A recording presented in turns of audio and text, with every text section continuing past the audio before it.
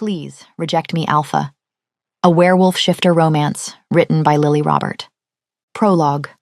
The sounds of celebration rise from below as Kate follows her younger sister down the grand staircase, her wolf's anxiety making her nerves a tight coil in her stomach. Stop fidgeting, Bianca scolds gently, catching Kate's restless fingers. I have a good feeling about this one. Kate holds back a snort. This isn't going to go any different from how it usually does. Another ball, another alpha, another night of inevitable humiliation. She feels the weight of every predatory stare, every whispered judgment that follows them like shadows as they enter the ballroom. The pack never tires of comparing the alpha's two daughters. Lovely, agreeable Bianca with her sweet omega temperament, and her difficult, scowling sister whose very scent seems to bristle with defiance. Undesirable, undeserving, and most of all, unmated. I heard Alpha Kane is supposed to be very kind, very handsome, Bianca insists. How can you still hold hope every time? Kate whispers, throat tight. This will be the 6th alpha to come seeking courtship, and the 6th to leave seconds upon meeting Kate. One day it will work out, Bianca insists, squeezing Kate's hand. You'll see. Kate studies her sister. Next to Bianca's ethereal beauty and gentle omega grace, Kate's dark hair and midnight blue gown seem severe, unwelcoming. Yet Kate is the eldest, the heir, and her continued failure to secure a match, while her sister stands engaged, hasn't escaped the pack's notice. Are you angry with me? She asks Bianca softly. She'd have every right to be. Their mother's dying wish had been clear, enforced by pack law. The younger daughter cannot be mated before the elder. Because of Kate, Bianca's happiness hangs in limbo, but Bianca just smiles, gentle as dawn. Never. You'll find the one, sister. I know it. Through the crowd, Kate catches the powerful scent of an approaching alpha, her wolf instantly alert. Another suitor who's about to despise her. Her father's alpha voice rings out, commanding attention. My daughters, may I present Alpha Kane, who has traveled far to meet with us. Silence falls like a shroud as Kate takes her place beside her father's throne, feeling the weight of pack hierarchy press down on her. Across the room, she catches Bianca's encouraging smile. It makes Kate's heart sink. Beside her sister stands Silas, his sky-blue eyes and falsely gentle scent drawing admiring glances even now. Silas, who had once sought Kate's hand himself. Now he is to be Bianca's mate, or so he thinks. Kate smirks, resolved. She can do this, she has to. This is not her first rodeo anyway. Lady Katrina, the Alpha Kane, bows. I've journeyed from the Western Territories, hoping you might grant me permission to court you. The entire room turns to Kate, holding its breath. Showtime, Kate thinks, settling back into her chair and crossing her legs in deliberate challenge. To court me? She arches an eyebrow as she studies her nails. And what made you think I'd be open to that? Well, your father already indicated... My father gave you his blessing, Kate interrupts with a snort. And you thought that equated to having mine? The whispers grow sharper, wolves shifting restlessly at this breach of protocol. Kate feels her father's disapproval radiating beside her, but she presses on, making sure to sound as insufferable as possible. Did you think you'd simply walk in here and I'd swoon, when you're not even the most handsome alpha to stand in this very spot, begging for my time? Kate! Her father's warning growl crackles through the air. Once, she would have dug her nails into her palms at that tone. Now she sits straighter, ice crystallizing around her heart. I meant no disrespect, she says mockingly. I'm sure Alpha Kane has a great personality. A collective growl rumbles through the hall. 6 years of disappointment and hostility have taught her to wear their hatred like armor. Let them see her as an insufferably spoiled brat. There's no other way. Is there anything else you'd like to add to make yourself look more pleasing in my eyes? Kate asks sweetly.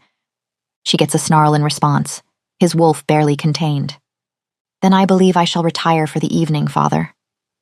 Kate concludes sweetly. As Kate descends the dais, she feels their fury like burning brands against her skin, their wolves' collective disapproval a tangible force. But passing her sister, she meets Silas's perfect, lying smile and is reminded of why she must continue this charade. As long as Kate remains unmated, so must Bianca. She lifts her chin higher, letting her defiance flash as she returns Silas's smile. Her sister will never be his. Not as long as Kate shall live. Chapter 1. Kate barely makes it 3 steps from the great hall before Bianca catches up to her, Silas in tow. Her wolf bristles at his scent, something sickly sweet that reminds her of rotting flowers. To everyone else, she supposes his smell must be irresistible. Her sister's face is pinched with concern, while Silas's perfect smile doesn't quite reach his eyes. "Are you all right?" Bianca asks, reaching for Kate's hand. "You seemed upset in there." "Just tired," Kate forces herself to say, her wolf growling deep in her mind as she tries to ignore Silas's knowing smirk. "Let me speak with her." He cuts in smoothly. "Brother to sister, if you will." Bianca beams at him. "What a wonderful idea, my love. You always know exactly what to say to make Kate feel better." "The sight of him makes me sick," Kate snaps, her canines lengthening slightly with her anger, but Bianca just smiles wider. "Don't worry about being alone with him," her sister says. "I trust you both completely." Before Kate can protest, Silas's hand is gripping her elbow, steering her toward a private balcony. Her wolf recoils at his touch. Everyone else just waves at him enthusiastically as they pass, making Silas preen. He lives for the attention. "Don't touch me!" Kate's stomach turns as Silas laughs. "Women should know their place," he proclaims loudly, making someone nearby exclaim, "What a feminist! Bianca is so fortunate."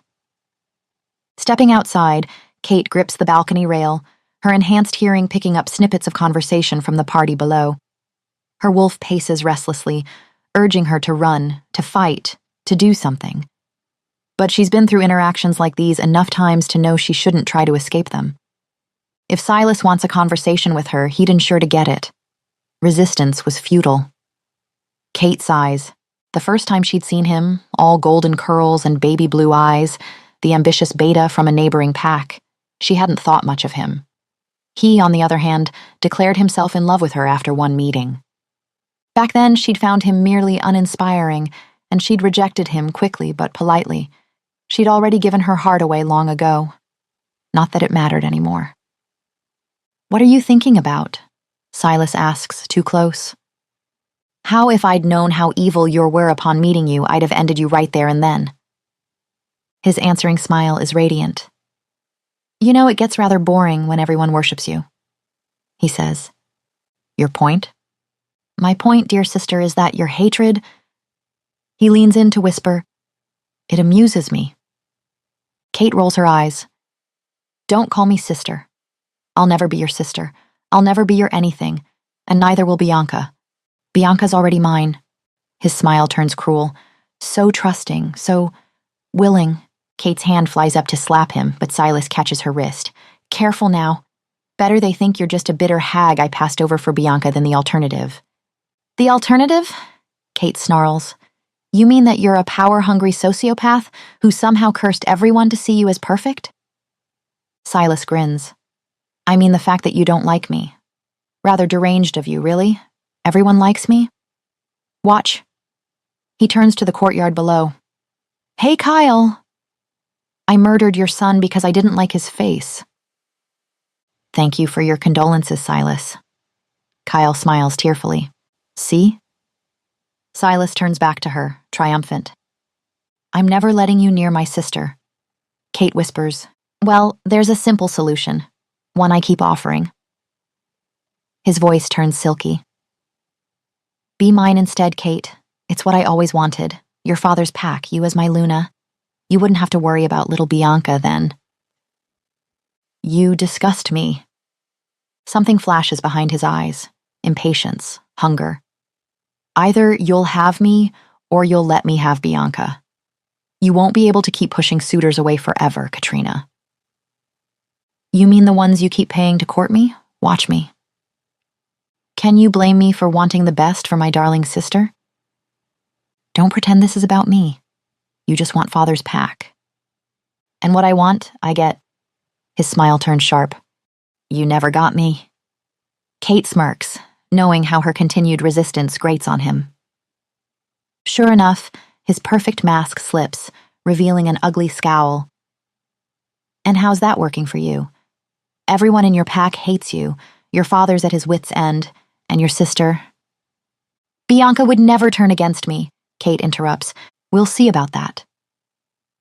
Silas's laugh echoes as he leaves her alone on the balcony. Your time's running out. These little games of yours have gone on long enough. Kate watches him go, her nails, now more claw than human, cutting crescents into her palms. In the courtyard below, she can hear people praising his kindness, his wisdom, his gentle heart. Her wolf howls in frustrated rage, matching her own desire to scream. She doesn't, though. She's long learned her screams mean nothing when they're against Silas. Chapter 2. Ryder. 5 days later.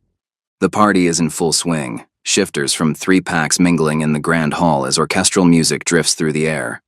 All this extravagance for what should have been a simple negotiation over the silver route. Ryder exhales, studying his champagne glass. Everything about this screams old money. Alpha Derek's not-so-subtle reminder that despite Ryder's success, he's still considered new blood. About that deal, he starts, steering the conversation where it needs to go. His pack requires access to Derek's trade routes to transport silver ore to human territories. It's dangerous work, which makes it profitable. To the youngest alpha in the Western Territories, Derek interrupts, raising his glass. 3 hours, and Derek still hasn't focused on business. Alpha Ryder, a soft voice interjects. A blonde shifter presses in, her scent radiating interest. I've heard so much about you. She leans closer than necessary. They say you're the most eligible alpha in 3 territories. Ryder quirks a brow. Do they? Really?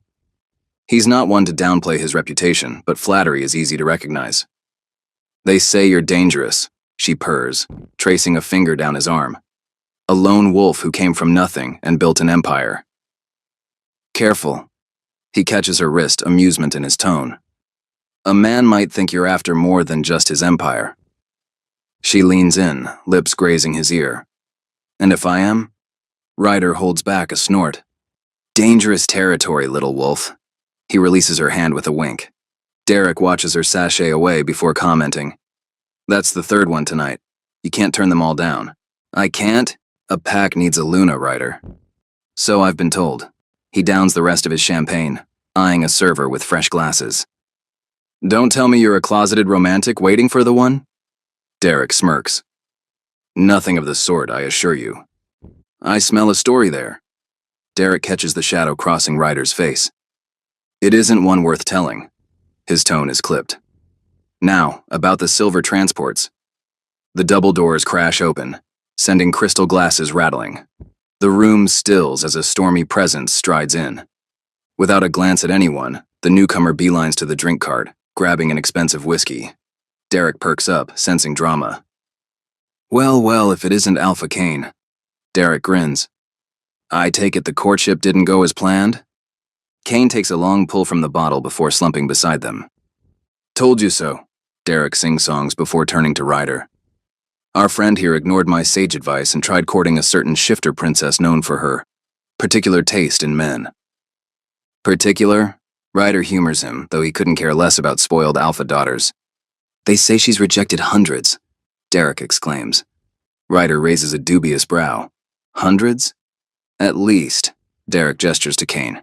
And he's the latest victim. She's a fury, Kane growls, slamming the bottle down. An absolute fury. Derek, delighted, leans in. What did you do to displease this fury? Nothing but breathe in her general direction. Kane practically vibrates with rage. That alone earned me her ire. Never in my life have I met such a spoiled, aggravating woman. I told him she had the reputation of a shrew, Derek stage whispers. But he went anyway because her daddy's rich. Ryder tunes them out, recalculating how to get this conversation back on track. As if you're not planning to try your luck too, Derek, Kane grumbles. Her father owns enough gold mines to buy entire territories. Whoever mates with Alpha Jensen's daughter would... Ryder stops listening. That name. Jensen. His former Alpha. The man who'd rescued him from his abusive mother. Who'd given him a home and a purpose. A man he'd once been desperate to impress, like a child seeking approval. But Ryder had never been Jensen's son. Just another guard trained on his estate. And on that estate had lived 2 daughters. The eldest had found a mate 6 years ago, which meant... Wait, Ryder interrupts.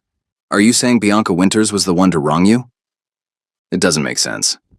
Sweet Bianca, who used to chase him around with cookies, who'd never had an unkind word for anyone. Bianca? That cute little blonde thing? Kane laughs. Of course not. She's been engaged to Silas Thorne for ages now. Everyone knows that. He must have missed it because Ryder's pack is settled abroad, Derek begins. He's only here to visit. Sorry, Ryder cuts in, unable to help himself. But you said you'd been courting Alpha Jensen's daughter, so I assumed... I meant his eldest. Ryder nearly chokes on his drink. Look how he scowls, Derek crows, pointing at Kane. Won't even say her name, that's how shaken he is. Shut up, Kane growls. Go on, big guy. What was the little lady's name again? Katrina, Ryder mutters, barely aware he's spoken. He sees flashes of dark hair, a mocking smirk, a girl who, unlike her sister, never shared her cookies or anything else for that matter. She's unmated? The words slip out before Ryder can stop them. She's unhinged, that's what she is. Kane scoffs. But what about Silas Thorne? Ryder presses and immediately regrets it as pain lances through his skull. Fragments of memory surface. A handsome blonde man, Kate mentioning a proposal, but trying to focus makes his head throb. Oh, Silas, great guy. Kane brightens. You know these people? Derek eyes Ryder. I'm only asking to be polite. You obviously do. Ryder ignores him, rubbing his temples. This can't be right.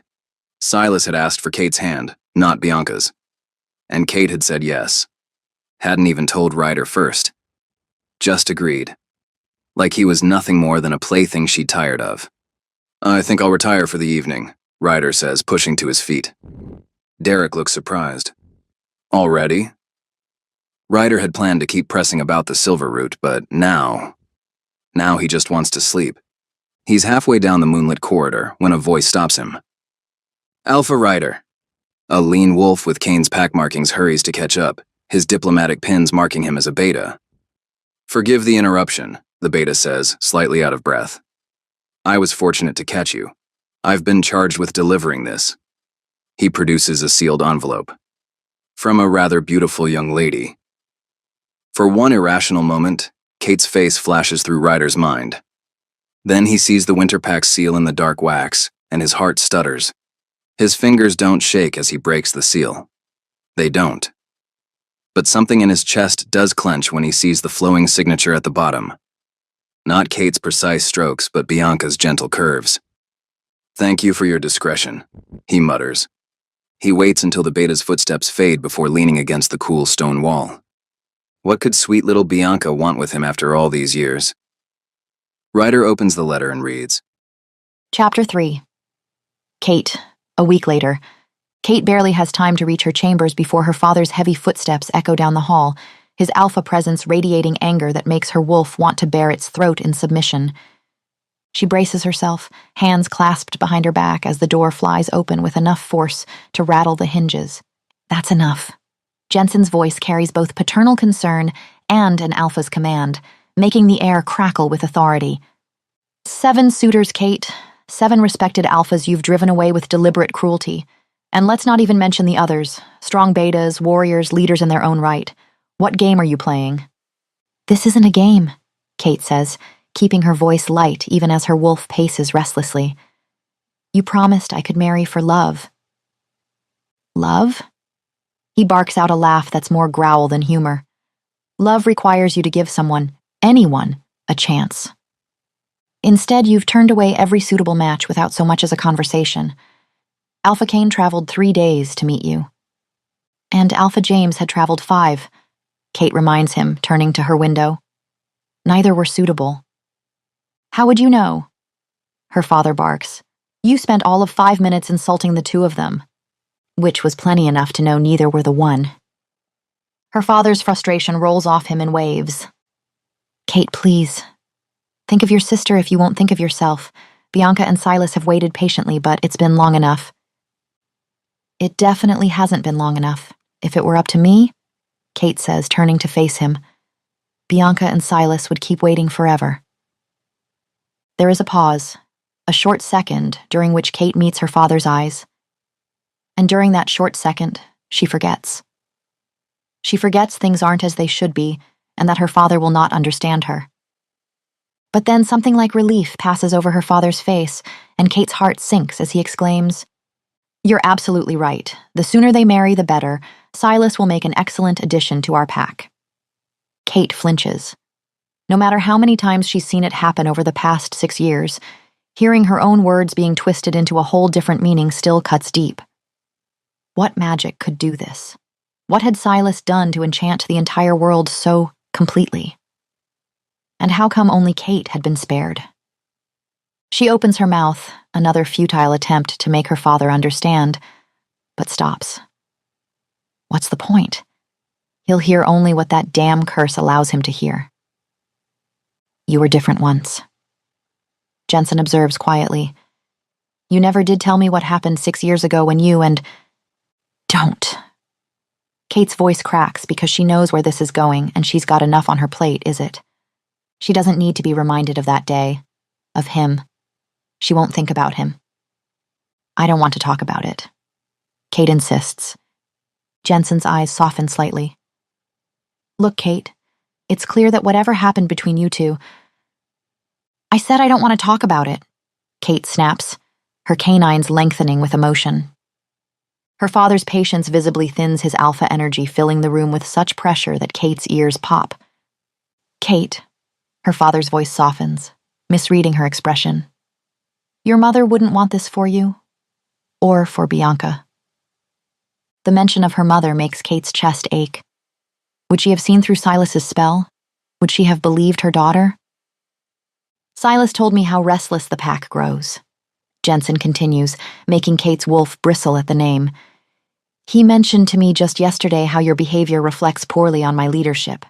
Of course he did, Kate snarls, her control slipping, and I'm sure whatever else Silas said about me was just as helpful. Yes, as you say, he is concerned about you. We all are. Jensen runs a hand through his silver-streaked hair. The pack needs stability, Kate. We need to show strength, especially now. Since when do you let an outside wolf dictate pack matters? The words burst out before Kate can stop them. She knows she made a mistake when her father's scent sharpens with anger. Your continued defiance undermines my authority, he snarls. The other packs are starting to talk. Kate wants to scream. She needs to phrase things without mentioning Silas directly, but it's near impossible when he's at the center of all of her problems. With no ability to expose him and his actions, whatever she says to defend hers sounds unhinged. This isn't about your authority, she tries. This is about... Jensen interrupts. This is about you refusing to act like the future leader you're meant to be. Jensen's voice rises, his wolf pressing down on hers. Silas was right. I've been too lenient.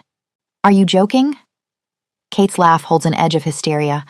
Father, you don't understand. Enough, Jensen roars. I've been patient. I've respected your wishes, but you're not playing fair, Katrina. You leave me no choice. He draws himself up to his full height, power rolling off him in waves. By pack law and tradition, I invoke the trial of courtship. Kate's blood runs cold. He did not just say that.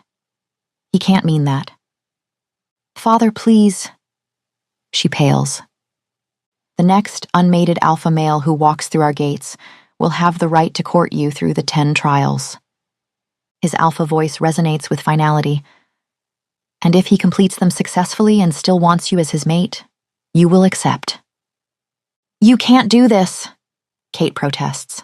I can and I will. Jensen's eyes flash alpha gold. I am still your alpha, daughter. And it's time you remembered that. Kate's wolf thrashes against the command, but it's no use. She knows the law, knows there's no escape from this. Either the curse breaks, or I do, she thinks, as her father strides from her room, the door slamming behind him. But she knows which is more likely at this point. Chapter 4. Ryder. The winter estate rises out of the evening mist, like a ghost clawing its way out of Ryder's past. 6 years, and the place hasn't changed, still looming over the hillside. Not too shabby, Derek mutters from the passenger seat. Ryder doesn't respond, his grip tightening on the steering wheel as their car passes the old oak tree. Even in the fading light, he can see the worn patch of bark where she used to lean, arms crossed, that smirk playing on her lips. Jensen must be eager to ship his daughter off. Throwing an impromptu ball this size, Derek drawls, pointing to all the car following theirs down the winding path. Perhaps he just likes the entertainment. Ryder shrugs, receiving a dubious look for his effort. He invited half the continent? Derek insists. Hell, he even invited you, who's not even from around here, and whose pack is like 4 years old. Ryder rolls his eyes. Car handed off to a concierge. His fingers brush the letter in his pocket. Bianca's words had been vague. But why would she request to see Ryder now, after all this time, if it weren't important? Sweet Bianca. He wouldn't have come back if not for her. The grand ballroom is a study in old money meets modern excess. Crystal chandeliers casting rainbows across polished marble. Ryder scans the crowd, his wolf straining against its leash for a scent it hasn't caught in 6 years. A hush falls over the crowd. Alpha Jensen has arrived, now taking the center of the room. Beside him stands Silas Thorne, golden and perfect as ever, with Bianca on his arm. My friends, Jensen's voice carries effortlessly through the hall. You honor us with your presence, having traveled so far. He raises his glass in a toast. Since you've made the journey, he continues, I might as well share why I've gathered so many distinguished alphas here tonight. Here we go. Derek practically vibrates with anticipation. As many of you may have heard, Jensen's voice tightens slightly. My eldest daughter, Katrina, has yet to find a suitable mate. Derek snorts. Wonder why? She seems lovely. To remedy this, Jensen forges ahead. I will be holding a tournament, a series of trials, open to any alpha willing to compete. The victor, he pauses, clearly choosing his words. The victor will win my daughter's hand in marriage. The silence that follows is deafening, as everyone begins to glance collectively around the room. And where is the lady in question? Someone finally dares to call out. Jensen's grimace is painful to watch. Kate is, powdering her nose. He manages. Bianca, would you? Bianca nods and slips away, presumably to fetch her sister. The whispers start immediately. Does she even want a mate? Ryder hears someone asks. Everyone knows she doesn't. 7 alphas all rejected. Heard she made the last one cry. The whispers build, each voice adding to the tide of disapproval. Ryder frowns, something not sitting right in his chest. This doesn't sound like the Kate he knew. Oh, she'd always been proud, quick to anger when challenged, but she'd understood duty, had respected it even. I heard she... A nearby wolf starts, but Jensen's voice cracks through the hall like a whip. Enough. Whoever wins these trials, Kate will accept as her mate. The great doors blast open with enough force to rattle the chandeliers. Ryder's wolf surges forward in his mind. Katrina Winters is here, chin lifted in deliberate challenge, draped in blood-red silk. A vision. The collective intake of breath is audible. Some fearful, some disapproving, all wary. But the crowd's hostility seems to be rolling off her like water. She's different and exactly the same, his Kate. Still all steely gaze and deadly grace, though there's something harder in her now that makes Ryder frown. What happened to you? He wants to ask. Who is this stranger wearing your features like armor, striding in with a scowl instead of a smirk? What has made you defensive instead of confident? You wanted to see me, father? She asks. I was just explaining about the trials, Jensen grits out. As you're well aware. Kate's shrug is disdain personified. Right, your little trials. She quickly scans the crowd. Well, father, I only hope these gentlemen don't care much for their private parts. Her smile turns wicked as the crowd collectively gasps. Are we to expect grievous injury during these trials, Lady Kate? Derek calls out, clearly entertained. That depends on your own competence. Her eyes glitter. Though I promise you will be gravely injured if you dare climb into my bed uninvited, alpha whoever. And trust me, none of you will ever be invited. Kate's smirk only grows as she watches her father's face turn an interesting shade of purple. Kate is only joking, he grinds. Kate is being very serious. Kate smirks. The crowd's practically booing at this point. Ryder's somewhat impressed with Kate's commitment to being hated. Enough! Jensen roars, and the hall falls silent. I've had enough of this. I thought I'd been clear, Kate. Whichever alpha wins this trial will be your mate. And whoever will be my mate will lose his balls. Kate smirks at the crowd. Just thought I'd be clear as well. Alpha Jensen looks murderous. You leave me no choice, daughter, he snarls before turning to address the crowd. Heed my words. Whoever wins these trials in Kate's hand will become more than just her mate. I hereby declare the winner to be this pack's next alpha. The silence that follows the statement is deafening as the entire ballroom collectively processes the magnitude of Alpha's Jensen words. Did he actually just promise what I think he's promised? Derek whispers to Ryder, sounding serious for the first time in days.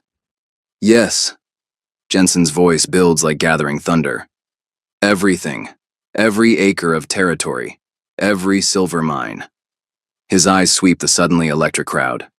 Our alliances. Our resources. Our power. All of it will pass to whoever proves worthy of being my daughter's mate. Silas steps forward, his perfect face alight with what looks like concern. Alpha, perhaps. Silence. Jensen's command rings through the hall. The tension in the room is a living thing, coiling around them all like a snake about to strike.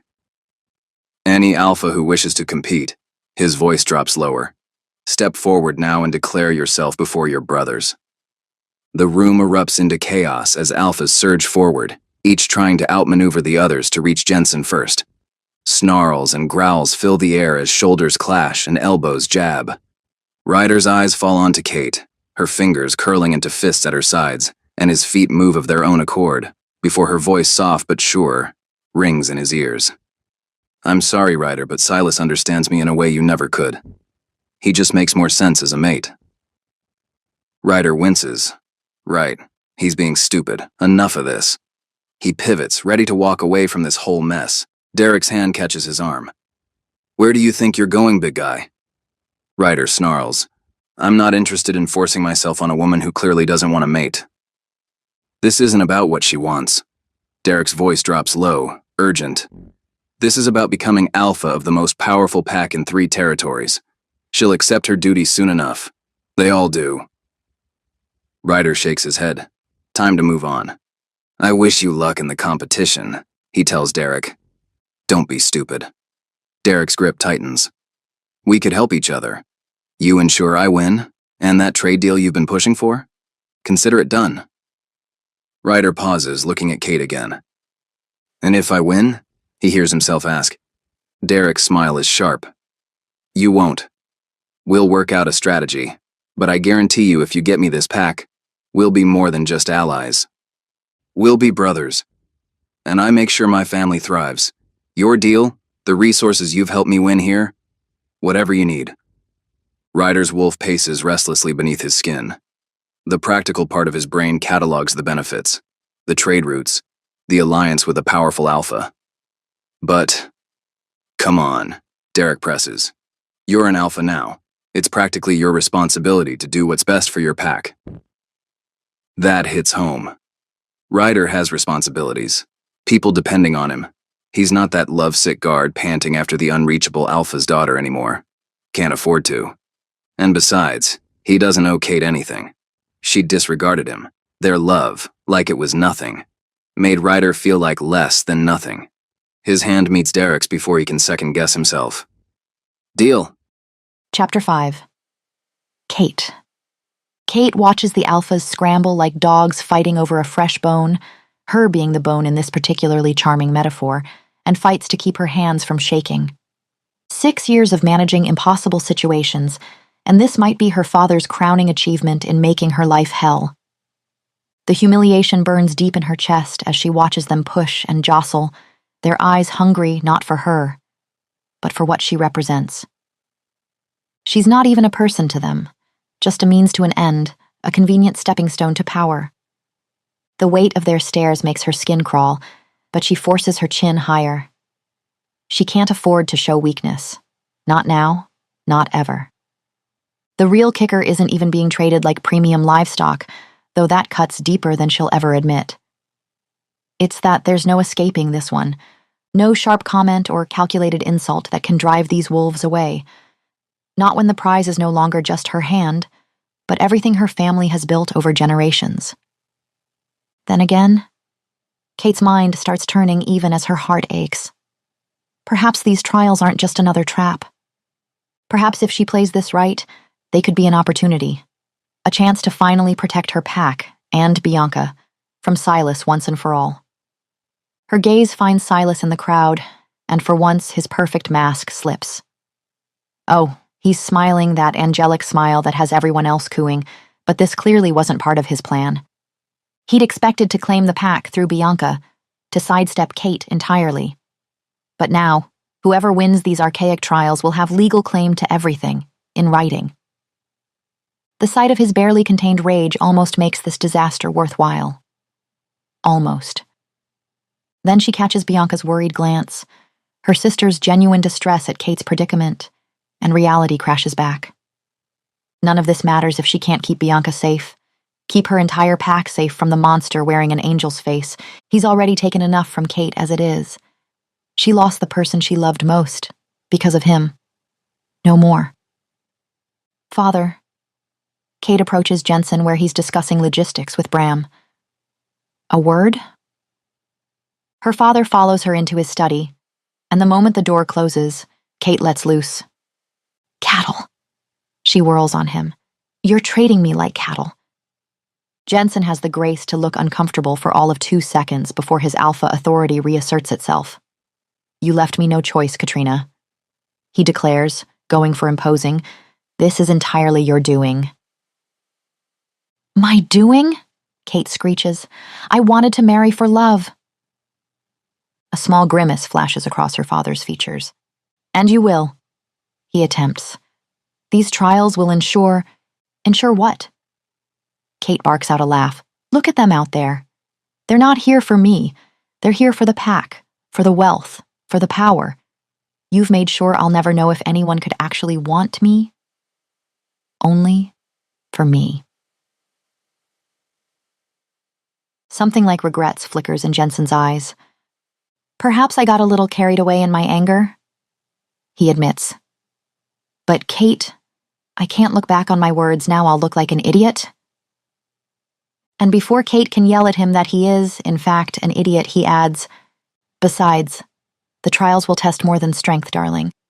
I'll design them myself, ensure they reveal character, compatibility. Compatibility, Kate whispers, and lets her voice crack perfectly. Compatibility with someone who's only here because you promised them your wealth? Father, you've ensured my unhappiness forever. She makes her lip twist into a pitiful pout like she would at the age of 6 to get more dessert. The technique doesn't get old. Jensen's face immediately falls. Kate, sweetheart, no, he attempts. Kate turns away from him dramatically, summoning her most lethal, effective weapon to the surface. The waterworks.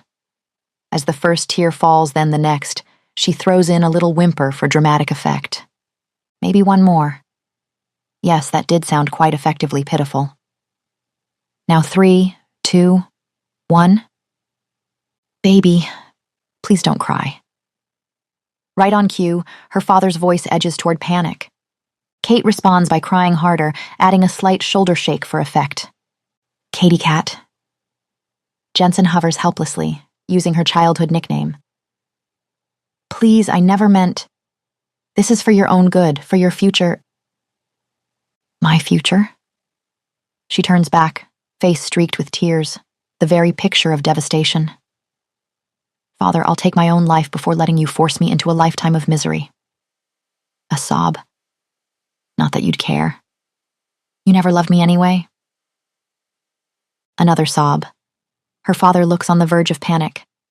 Don't say that. Kate, baby, I love you more than anything. The big alpha pleads, like he might cry himself. Kate makes sure her own sobs intensify as she hides her face behind her hands. Tell me how to fix this, Jensen begs. Darling, anything, please. Kate smirks for a short second, before revealing her perfectly decomposed face once more and meets her father's eyes. Would you be willing to call off the trials? She asks shakily. Jensen's face falls. I can't. He runs a hand through his hair, obviously conflicted. The pack needs a clear succession plan, and I need to know you'll be taken care of. Kate, please understand, I promised your mother. Fine. Kate sniffs delicately. I understand, Father. I shall do my duty. The relief on his face is almost comical. You will? He asks, voice practically shaking with relief. Kate lets out another sniff. Oh, darling. Jensen's expression melts into one of adoration. I'm so... On one condition. Kate interrupts, making a show of drying her tears with shaky hands. Anything, sweetheart? Her father says, actually dropping on one knee. Anything. Name it. Kate takes a deep breath, channeling every ounce of dramatic timing she possesses. I'll allow these trials, she says, and I'll mate with whoever wins them. If, Jensen breathes, holding on to her every word. Kate bites back a smirk. If you let me compete, Father. Silence befalls the room. Jensen blinks, then blinks again and says, I'm sorry, what? Let me compete in the trials. Kate lifts her chin. For my own hand, and for the pack. Her father's mouth opens, closes, opens again. All the while, Kate holds in a triumphant smirk, because her father might be an alpha, might command hundreds of wolves with a single word, but he never did learn how to handle her tears. Amateur. Chapter 6. Ryder. The following morning, the private reception room they've been taken to reeks of inflated egos. Ryder leans against the wall, watching the circus unfold with what he hopes is well-practiced indifference. The room is packed with what must be every unmated alpha this side of the continent, each trying to outposture the others like peacocks at a mating dance. My pack's bloodline goes back 12 generations, boasts a mountain of a man with a neck thicker than Ryder's thigh. That's cute, drawls a lean wolf with silver-streaked hair, examining his manicured claws. Mine can be traced to the first pack themselves. In the corner, a barely grown pup who can't be more than 18 is rattling off profit margins and investment strategies to anyone who'll listen. What they need is someone with a fresh perspective. What they need, interrupts a hulking brute with tribal tattoos crawling up his neck, is someone who can actually protect their borders. I once took down 50 rogues single. With your bare hands, in the snow, uphill both ways, Ryder mutters under his breath, earning a smirk from a silent dark-haired man nearby. Ryder should probably be doing what Derek's currently doing, networking, building alliances. Instead, he's sulking in his corner like some pup at his first hunt, wondering what the hell he's doing here. The trade routes better be worth. Ryder looks up to find himself surrounded by what appears to be old money incarnate. Their leader, the silver-haired wolf, looks vaguely familiar now that Ryder thinks about it. I don't believe it, Silverhair continues. The half-breed charity case actually thinks he has a shot? Ah, now Ryder remembers. Edmund Silvercrest. Old blood, older money, and a face that looks like he's permanently smelling something unpleasant. Alpha Edmund. Ryder lets his smile show too many teeth. Still using your family tree as a personality substitute? The door opens before Edmund can respond, Jensen's presence bringing immediate silence to the room. He surveys the gathered alphas with measured consideration, every inch the powerful leader about to bestow a great honor. Gentlemen, he begins, your interest in these trials honors both our pack and my daughter.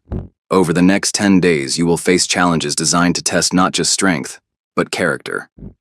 To win, you must not only complete all the trials, but complete before your opponents do. Each day brings elimination. Those who fail a trial are immediately cut.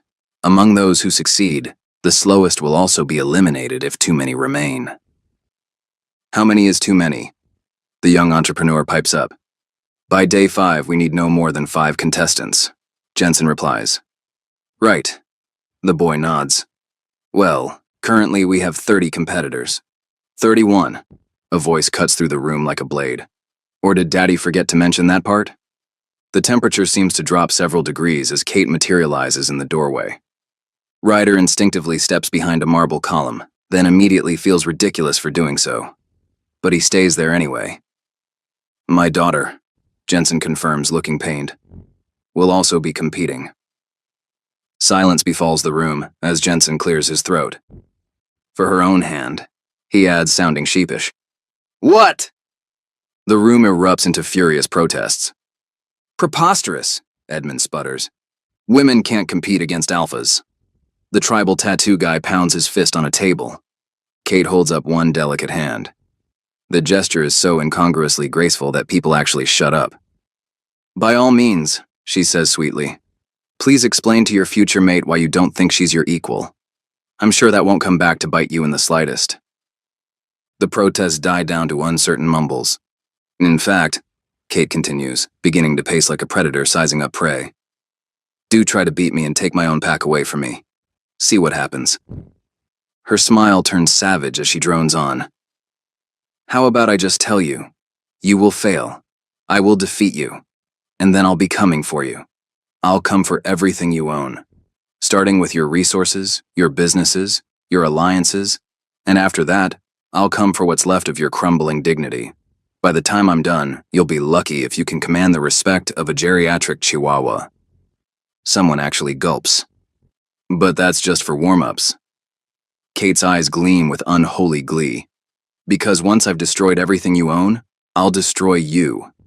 I don't mean just your spirit or the sad dying spark that'll be left of it. I mean I'll physically end you, slowly, piece by piece, until every inch of you hurts so completely you'll wish you've never been born. Ryder's eyes travel down to Kate's lips as she speaks. He'd forgotten how often she wets them when threatening bodily harm. I'll start by crushing your fingertips, Kate says. And there it is, her tongue licking her lower lip again. There's nothing quite as charming as witnessing that small pink tongue of hers dart across her full lips in between death threats. Ryder can't help staring, transfixed. Then, Kate pursues, I'll be cutting everything off, each finger, one by one, slowly, deliberately. Ryder's mind unhelpfully flashes to memories of Kate sucking on his fingers one by one, slowly and deliberately. God. He bites back a groan. And don't even get me started on what I'll do to your genitals. Kate's practically bouncing now. I have this lovely collection of rusty garden tools for that. The pruning shears are my favorite. The room collectively gags. Ryder, meanwhile, is having a crisis because he's supposed to be angry with Kate, but all he can think about is how perfectly she used to fit in his lap. What kind of weird Pavlovian reflex is this? And then I'll take what's left of your spleen, Kate is saying cheerfully, and use it to paint inspirational messages on your PAX meeting hall. Several alphas look ready to faint, though the young business wolf is actually taking notes. Finally, Kate concludes, I'll mail what's left of your pride to your mother. Cash on delivery, of course. I'm not a monster. Ryder shifts uncomfortably behind his column, beyond grateful for the loose cut of his formal pants. Kate's enthusiasm for creative violence really shouldn't be having such an effect on him, but it's just she's so thorough, so creative, so wonderfully unhinged in the way that used to drive him crazy. Kate pauses her litany of creative dismemberment to survey the room. So, gentlemen, ask yourselves, is competing for a pack you probably won't actually win worth earning my eternal ire? Do you really think your territories can withstand my attention, should I decide to pay you a visit? Her smile is pure predator. Because I have such a good memory for faces. The silence is deafening. Then one alpha, pale as milk, steps forward. I think there's been a misunderstanding. I actually need to return home. Really? Kate asks innocently. So soon? My apologies, he squeaks, backing toward the door. Please accept my deepest apologies, my lady. It's like a dam breaking. Suddenly, half the room is stumbling over excuses. My territory's been having rogues' problems. Just remembered I'm actually engaged. Would you believe I'm coming down with the flu? Kate graciously accepts each stammered apology, looking for all the world like a benevolent princess rather than someone who just threatened to turn someone's pancreas into dog food. When the dust settles, only 15 alphas remain. The braver ones, the more ambitious ones, and one very frustrated, very aroused former guard who is seriously wondering how he's ever going to get through these trials when Kate won't merely be threatening, but actually enacting physical violence. He gulps, praying for the longest cold shower of his life. Right. Jensen claps his hands together. Well, now you've all met my daughter. Perhaps we should go around the room with introductions? Those of you still present.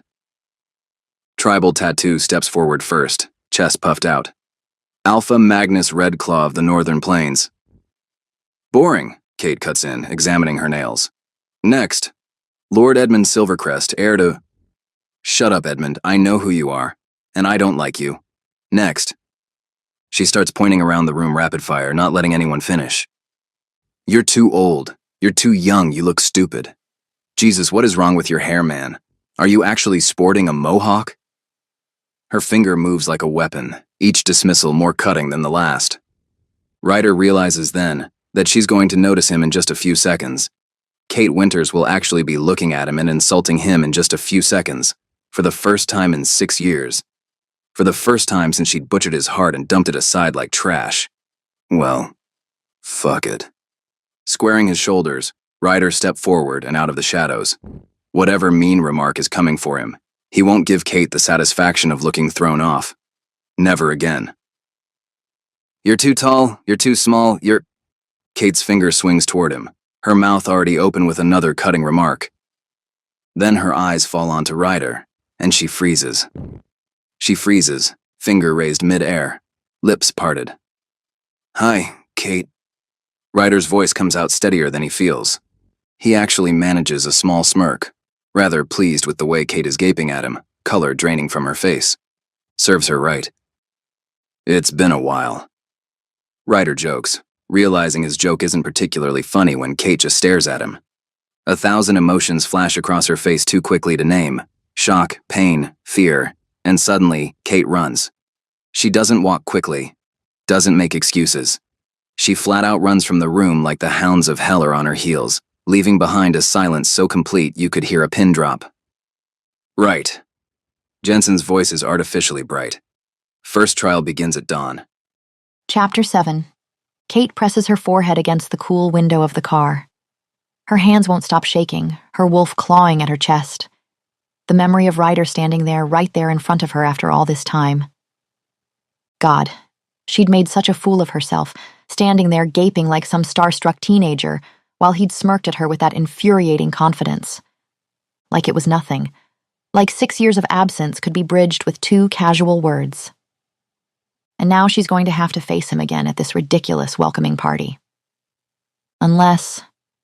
perhaps this was all just some big misunderstanding, and he won't actually be competing in these stupid trials. Why is it not relief she feels at the thought? Don't pout. You should use tonight to your advantage, Bianca says beside her. Scout the competition, find their weaknesses, maybe even make some alliances. Kate stares at her sister. Are you actually trying to help me? Despite what me winning might mean for you? Kate having to mate with the winner of the trials would immediately allow Bianca to finally be with Silas, something her sister, sadly, yearns for due to the curse. But despite it, I'm always on your side. Bianca's smile is gentle but determined. I'd never wish for something that could make you unhappy, Kate. Never. The words catch in her throat. Because like so many times before, Kate wants to tell Bianca everything. About Ryder being here. About why seeing him again feels like having her chest carved open. But Silas's guards hover closer in the front seat, and Kate swallows it all back down. They're always there, watching. The club where the party is being held for some reason pulses with bass-heavy music and writhing bodies, the air thick with alcohol and pheromones. Kate watches her packmates lose themselves to the rhythm.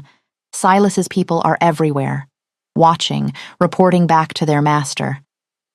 Right, she needs him gone. And if she becomes the pack's next alpha, if she wins the trials, she'll finally be able to kick him out, banish him for good. Do you want a drink? Bianca nudges her. To help you relax? Kate shakes her head. Better not. This is Daddy's first trial. Watch. Kate nods toward an alpha currently groping a giggling wolf against the wall. Father's testing everyone's control. Anyone who breaks courting protocols tonight is automatically eliminated. That does sound like something Daddy would do, Bianca admits. Hello there, darling. Ice slides down Kate's spine at that familiar voice, at how that hand has settled possessively on her lower back. Silas materializes between them like a dark star, drawing all light into himself. My love, he purrs to Bianca, would you be a dear and fetch us some drinks? The moment Bianca disappears, Silas's grip tightens. Dance with me, he demands. I'd rather not. Kate replies. Oh? His smile doesn't waver. Is that Ryder I see by the bar? Kate can't help her reaction. Her head immediately tilts to the right, finding him leaning against a stool. The club lights paint shadows across his jaw, the jaw she used to kiss, one whose line she could draw from memory alone. He's so beautiful. But his eyes are cold when they meet hers. You must be thrilled to have him back. Silas's fingers dig into her spine as he maneuvers her through the crowd. It would be a shame if he were to disappear again. Kate's blood runs cold as Silas pulls her against his chest. Are you threatening me? Threatening you? Silas laughs. My dear Katrina, I thought we were past such obvious statements. Yes, I'm threatening you and him. Keep up. On the dance floor, Silas' grabby hands wander with calculated possession. Your father's asked me to help organize the trials, he murmurs against her ear. Judge them even. Isn't that wonderful? Kate's stomach churns. Across the floor, she catches Ryder's gaze, dark, angry. Her breath catch. As soon as someone finally pulls Silas away for a conversation, she bolts. She doesn't care about alliances or strategy anymore. She just needs to escape, to breathe. Strong hands catch her waist as she rounds a corner, pulling her into a shadowed alcove. Her wolf recognizes his scent before she does, every nerve ending lighting up at the familiar touch. Ryder, she says, hating herself for sounding breathless. What do you want? He looks good. Too good. All sharp angles and quiet power, nothing like the young guard who'd left 6 years ago. And yet still very much the incarnation of everything she's ever loved. Because he's Ryder. The years have filed away his softer edges, left behind something dangerous and compelling that makes her wolf pace restlessly beneath her skin. But he's Ryder. She's so happy to be near him again she could cry. Apparently he doesn't feel the same. What do I want? He scoffs. That's all you've got after all this time? Well, what were you expecting? She meets his eyes. A kiss? An arrogant smile paints his lips as his hazel eyes shimmer gold. Are you asking for one, Kate? His voice drops low against her ear, and just like that, she's lost. His scent, his tone, his mere presence. It's always been like this with him. When he's near, the rest of the world fades away. I haven't asked for anything, she observes, aiming for casual. You're the one who showed up out of nowhere. Yeah, you did seem a little surprised. His smirk widens, and Kate feels heat crawl up her neck. Well, you have been gone for 6 years, she defends, and you never asked after me. The accusation in his voice stings, like somehow his leaving was all her fault.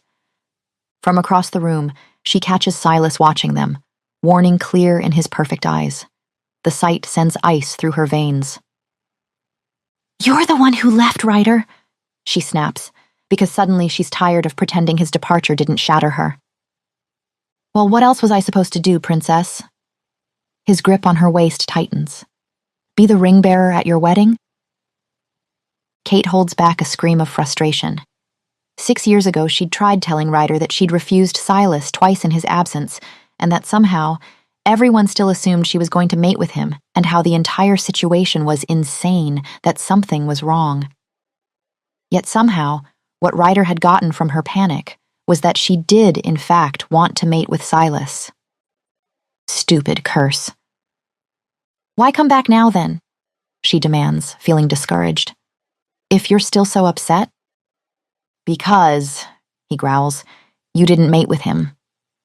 He stares, waiting. This is it, Kate thinks. The point where she'd need to tell him the truth. Except she can't, because Silas's curse won't let him hear it.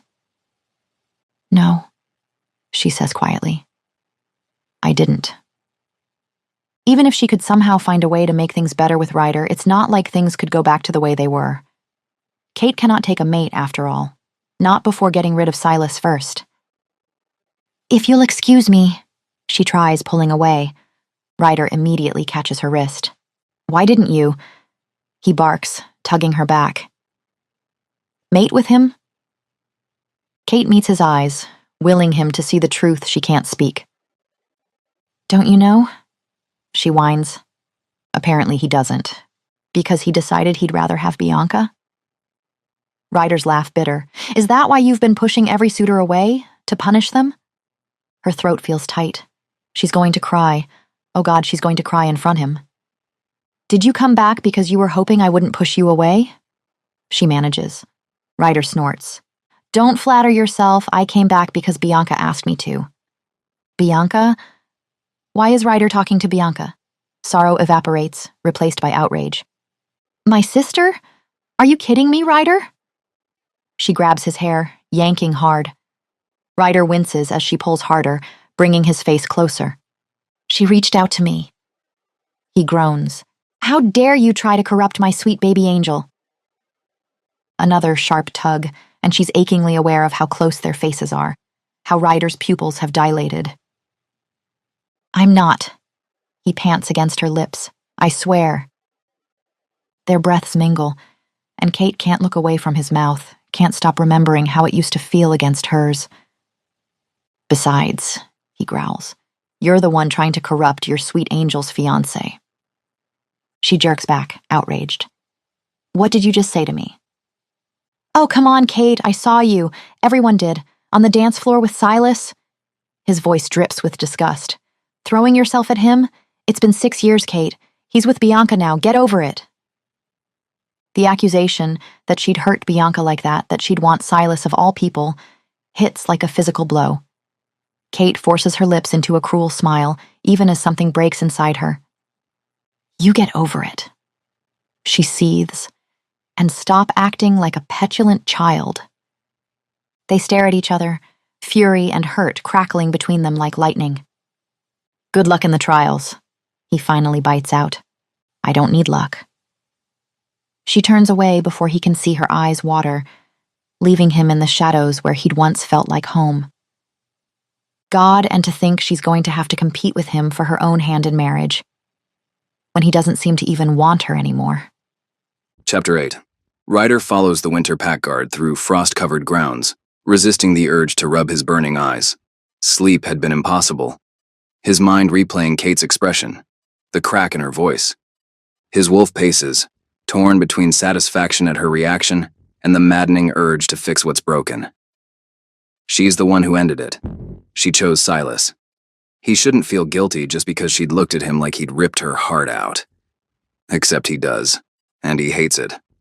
"There's our strategic genius," Derek calls, unfairly alert for dawn. He lounges against a tree as competitors gather, Magnus stretching his massive tattooed frame, Felix hunched over his laptop, Edmund holding court with sycophants. The silent man from yesterday lingers at the edges, testing the shadows. Quite the menagerie, Derek muses. Brute force, stealth, brains, and old money all wrapped up in neat little packages. You think wealth will help, Edmund? Money always helps. Ryder smirks. So if you're the wise guy, what am I? The pretty one, obviously. Before Ryder can respond, movement catches his eye. Kate steps from the mansion, dawn painting gold across her skin. She walks past without a glance, but his gaze follows the sway of her hips.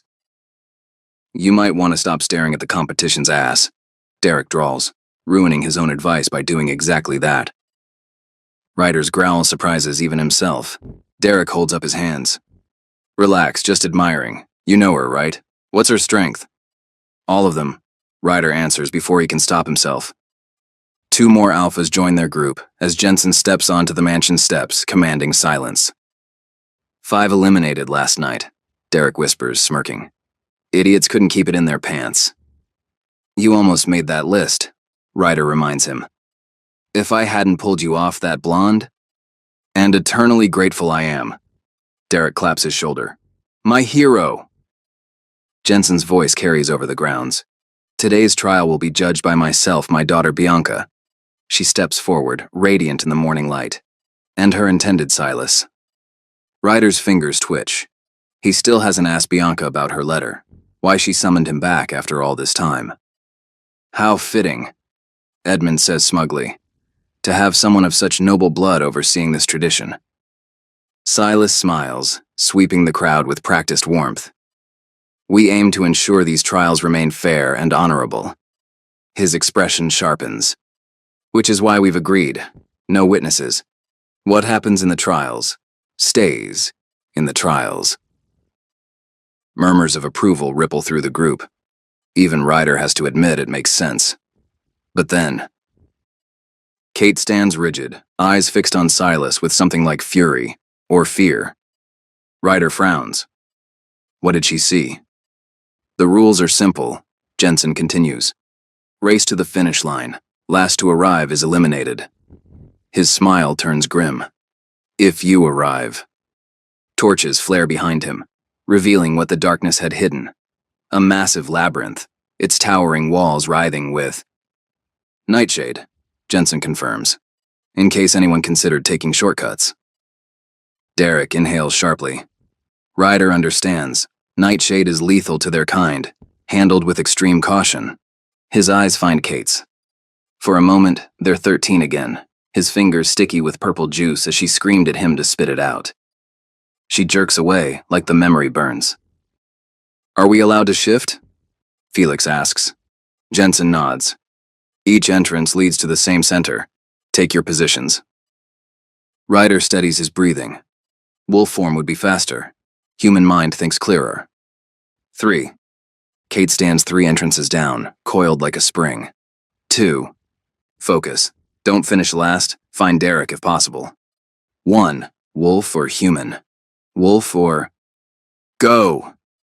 Ryder launches forward, shifting mid-leap. A chorus of howls splits the air. Overhead, a screech. He looks up. An eagle soars above the maze, unimpeded by the toxic walls. Since when could one of them? No time. The labyrinth beckons, and Ryder runs. The first corridor stretches ahead, nightshade casting eerie purple shadows. Overhead, the eagle's cry echoes forward, but he can't spare a thought on who's playing bird. A circular chamber opens before him, corridors branching like spokes. He hesitates. Which way? A familiar silver wolf bursts in. Kate. He'd know her anywhere, from the way she stands, the sharpness in her gaze. Their eyes lock for a heartbeat. Then she's gone, vanishing down a path without hesitation. Divide and conquer. Ryder forces himself to move. Kate isn't his concern. Not yet. He needs to find Derek. Track him. Strategize. Catching a faint trail of Derek's scent, he bolts through twisting corridors. The sun climbs higher, scorching his fur. Dead end. Another. How many have already found the exit?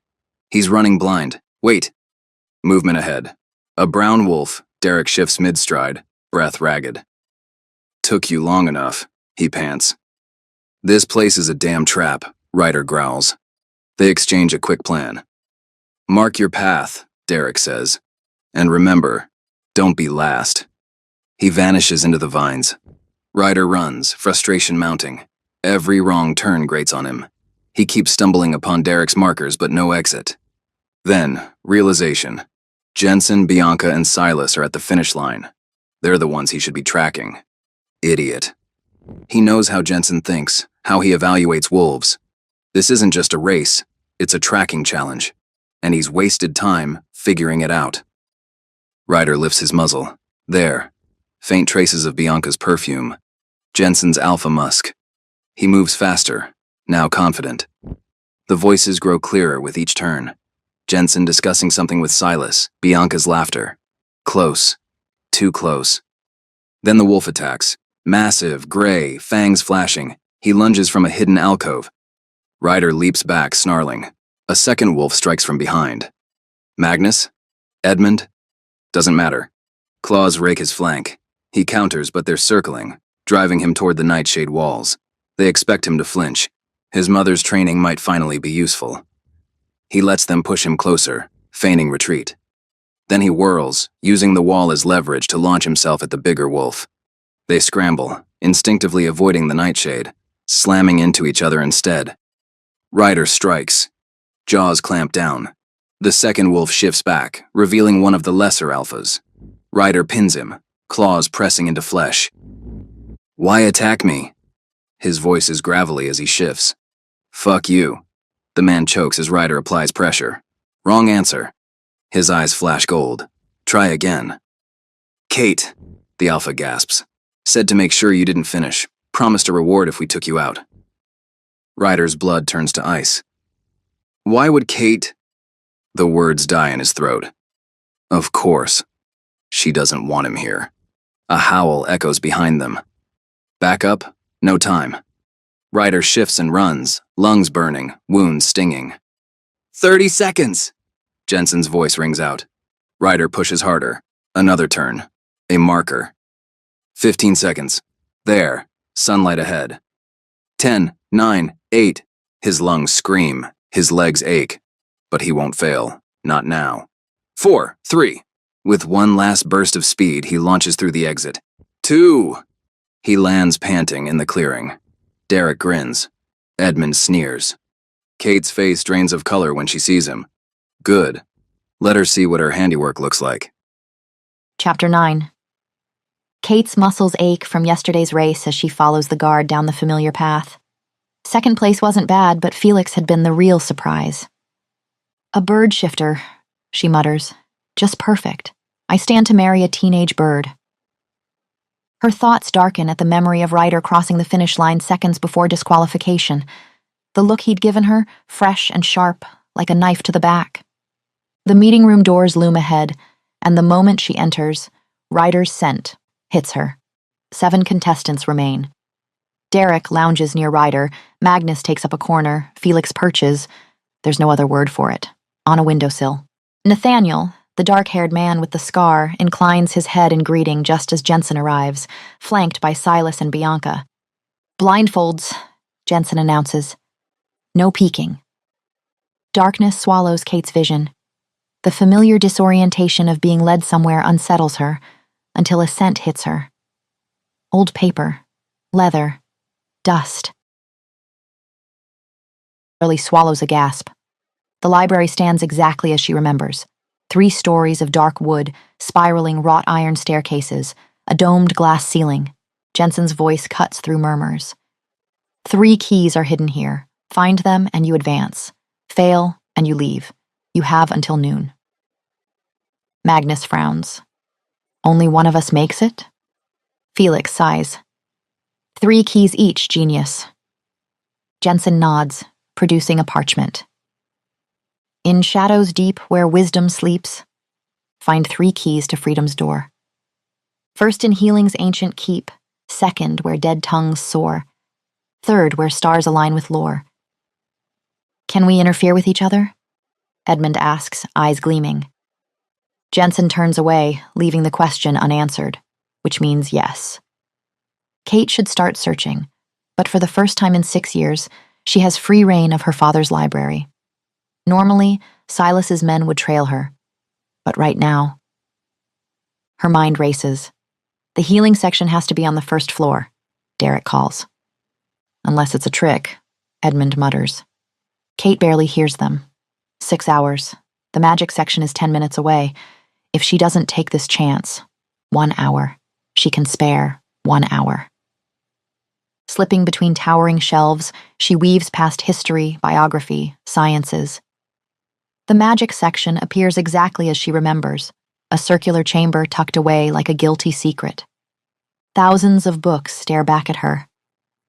Damn it, Silas, she mutters, scanning the spines. I'll figure you out, just wait. She pulls books at random, potions and their properties, a complete guide to curses. Nothing on mass enchantment. A compliance potion catches her eye, but it's temporary, only affecting those who drink it. Not nearly enough to explain how Silas has bewitched an entire pack for years. Then finally, a black tome with red binding, demonic arts and dark magics. Her hands shake as she opens it. Would make sense if he was a demon, she mutters. I sure hope you don't mean me. The book nearly slips from her hands. Ryder blocks the doorway. Kate scowls. Not everything is about you, Ryder. He snatches the tome from her. Isn't it? Then why did you try to get me kicked out? The blood on his fur yesterday. The 2 eliminated alphas. Silas's work, no doubt. Kate clenches her fists. So you're not even denying it? Ryder's scent turns bitter. She wants to smooth away that wounded look, to kiss him, to shake him. So now when people accuse me, you just believe them? The words tear from her throat. Why would they lie? Maybe because they want competitors to hate me enough to quit? His jaw tightens. So you didn't send them? She shakes her head. I can't believe you'd even ask me that. You know I'd never hurt you. But you did hurt me. Ryder's voice is quiet, but it cuts deeper than a shout. Kate turns away. This conversation is going nowhere. You're not solving the riddle here. Go. Ryder hesitates. Why are you here? His voice softens. For a moment, he looks at her like he used to. Like she matters. If only he could hear her. 6 years ago, she had chased after him after their fight. Found him drunk at a bar, barely coherent. And then Silas had appeared. Poor Ryder, he'd said, his smirk cruel. He's heartbroken over our betrothal. There is no betrothal, Kate had snapped. Everyone thinks we're a done deal, Kate. At some point, you'll be mine. Ryder understands that, so don't bother contradicting him when he sobers up. And then, Silas had placed a hand on Ryder's neck. Otherwise, I'll end him. Kate had gaped too long before finding words. As if you could take him. Perhaps not. But if he doesn't expect it? He trusts me, you know. He's been confiding in me all night. He thinks he's unworthy of you. Really wasn't that hard to convince him you thought the same. The next morning, Ryder had been gone. And Kate had let him go, because the alternative was worse. Now, in the dim library, that same helplessness crushes her chest. Tell me, Ryder insists. What are you looking for? What's going on with you? You wouldn't believe me if I told you. Try me. I have been trying. The words burst out of her, raw and desperate. I tried and it didn't work. You're not making any sense, Ryder complains. Kate feels like crying again. Please just go, she says. You're only wasting my time. And yours. Ryder's expression crumbles before his footsteps fade into silence, leaving Kate alone with her rage and the musty books. She takes in a breath. Time to read again. Her fingers tremble as she turns the pages of the demon tome, then freezes. Through careful pacts, certain humans have been known to harness demonic power for their own use. These individuals can access the demon's magic at will, for a price. Kate's breath catches. A pact. Is that what Silas had done? But if so, how to break demon magic? The clock's chime makes her jump. 9 already. She tears the relevant pages out, grabbing a few more from a second book. She'll have to study them later, somewhere safer. Now onto the riddle. What was the damn riddle? Something about wisdom and stars? Looking for something? Kate spins around. Nathaniel stands in the doorway, a leather-bound book tucked under his arm. His scar seems deeper in the shadows. Any chance you could remind me of that stupid riddle? She asks him. His lip quirks. Well then, that wouldn't be very smart of me, would it? Kate's claws extend. She doesn't have time for games. Nathaniel chuckles, holding up his hands. 3 keys, he says. First in Healing's Keep, second where dead tongues soar. The third where stars align, Kate finishes. And I happen to know where the first one will be. Nathaniel tells her. Medical section, obviously. Hidden behind the portrait of Hippocrates. Kate shakes her head. No, that seems wrong. Not how her father would think. It's in the herbology texts, she says. The ancient healing arts were all plant-based. Nathaniel's eyes narrow. You sound certain. I practically grew up here. Kate glances at the clock again. Look, you helped me with the riddle. I'll help you find your first key.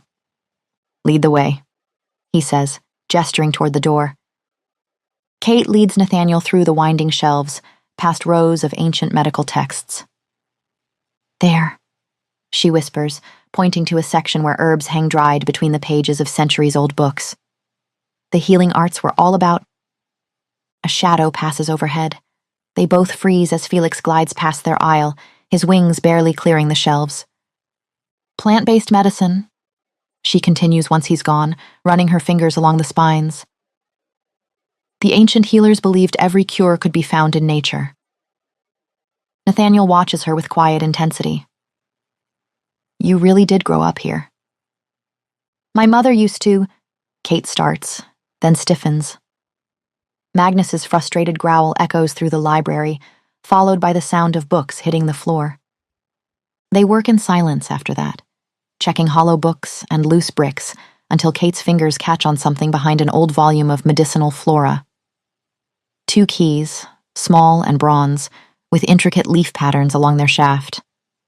Looks like they're the last left. We make a good team, Nathaniel says as she holds it up to the light. His scarred face breaks into an unexpected smile. Alliance? Kate hesitates, studying him. Why would you want to ally with me? Because you seem to be playing a different game entirely. His eyes flick to the torn pages peeking from her pocket. Second, where dead tongues soar, Nathaniel recites, following Kate through the western wing. Dead tongues must mean dead languages. Then that would be the 3rd floor, Kate says, taking the stairs 2 at a time. They emerge into a circular room where leather-bound volumes line the walls from floor to ceiling. At the center stands a massive reading desk, its surface carved with intricate symbols. Look at these markings. Nathaniel runs his fingers over the desk's edge. They match the spines of those books. He points to a shelf of particularly old texts. Kate nods. It's a classification system. Each symbol represents a different ancient culture. See how they spiral outward? The oldest languages are closest to the center. They split up, Kate taking the inner shelves. The silence is heavy, broken only by the soft sound of books being moved and replaced. Kate. Nathaniel's voice is sharp. Something's wrong. She turns to find him kneeling by a bottom shelf, examining scattered papers and fallen books. Kate moves to the section Nathaniel indicated, where books bound in scripts she doesn't recognize lie in disarray. Empty spaces gap between volumes like missing teeth. All the keys are gone. Impossible, Kate mutters, but then catches it, the scent of pine and rain. Her heart skips. Ryder. He's angry with me. He must have taken the keys. Nathaniel surveys the mess with a frown. We track them. Kate's already scanning the floor. They're headed up. They follow the scents up the spiraling staircase to the astronomy tower, where a glass dome crowns the ceiling and painted constellations glitter on dark walls. Derek lounges against a celestial globe, tossing a key between his hands with calculated nonchalance. Took you long enough. You're better than this, Nathaniel says, and there's history in his voice. Derek's laugh is hollow. Am I? It's just good strategy. You two had the last keys anyway. The others are probably already finishing. But Kate barely registers their exchange. She's locked eyes with Ryder, who stands by the window, backlit by morning sun. The hurt in his gaze is raw, unguarded. Is this because you think I'd try to get you eliminated? The words slip out before she can stop them. Number 1. He runs a hand through his hair, a gesture so achingly familiar it hurts. Just trying to help Derek win, nothing personal. Nothing personal? Kate repeats, her voice screeching. Look, we can settle this easily, Derek cuts in, his tactical mind clearly at work. We give you back your keys, but we get head start to the finish line. Kate takes in Ryder's expression, closed of and hurt. She can't tell him the truth, but perhaps she can work to earn back his trust. Fine, she decides, meeting his eyes. Deal. Surprise flickers across Ryder's face at her quick agreement, but there's no time. They descend together, an awkward quartet, just in time to see Magnus storming out the library's main doors. Derek goes first, then Ryder, who drops the keys behind him without looking back, though his hesitation speaks volumes. Kate and Nathaniel stand in the entrance hall, 3 keys each gleaming in their palms. The choice hangs heavy between them. Go, Nathaniel says quietly. I'm withdrawing. Kate stares at him. Why would you? Because winning means mating with you. A startled laugh escapes her. Am I that terrible? Number 1. His smile is gentle, knowing, but I won't mate with a woman who's clearly in love with another man. I'm not in love with Ryder, she says automatically. His eyes crinkle. I never mentioned his name. Heat floods her cheeks as the clock begins to chime. Go, he says, before time runs out. She runs, making it through the doors just as the final bell tolls. Chapter 10. Ryder paces the length of the waiting chamber, each step echoing off stone walls that feel closer with every pass. The massive oak doors ahead remain sealed, concealing whatever fresh hell Jensen has devised for the 5th trial. His wolf prowls restlessly beneath his skin, setting his nerves on edge. You know, Derek drawls, wearing a hole in the floor won't make those doors open any faster. Ryder grunts, not breaking stride. 4 contenders left, Derek continues, his voice carefully casual. Amongst which us. We've actually got a real shot at this now. He pauses, testing the waters. Assuming you're still committed to our arrangement. Of course I am. The response comes automatically, but something in Ryder's chest twinges. Good. The Winter Pack's resources could change everything for you. No more being looked down on by old blood. Ryder's jaw clenches. I know what's at stake. Do you? Derek's tone stays light, but there's steel underneath. Because lately you seem distracted. I'm focused, Ryder snaps. Though his mind spins with fragments of the past 2 trials, each memory cutting deeper than the last. Trial 3, 2 days ago, hadn't been that bad. They'd been thrown into an arena, the sand already stained with sweat and blood. The task had been simple. Fight and stay conscious until the bell. They'd circled each other like predators. Magnus rolling his shoulders, Felix on the defensive, Edmund smirking at Ryder. I've been waiting for this, Edmund had drawled. Time to put the half-breed in his place. Ryder's wolf had surged forward, answering with a low growl that vibrated through the sand. Really? Derek had cut in, unimpressed. Are we wasting energy fighting each other like idiots? They'd all turned to him. Think about it, Derek had continued. We only need to take out one person. Why not work together, finish this fast, then grab a drink? Edmund had sneered. Excellent point. I vote we take out the half-breed. Oh, for crying out loud, Kate had snapped. If anyone needs taking down, it's you.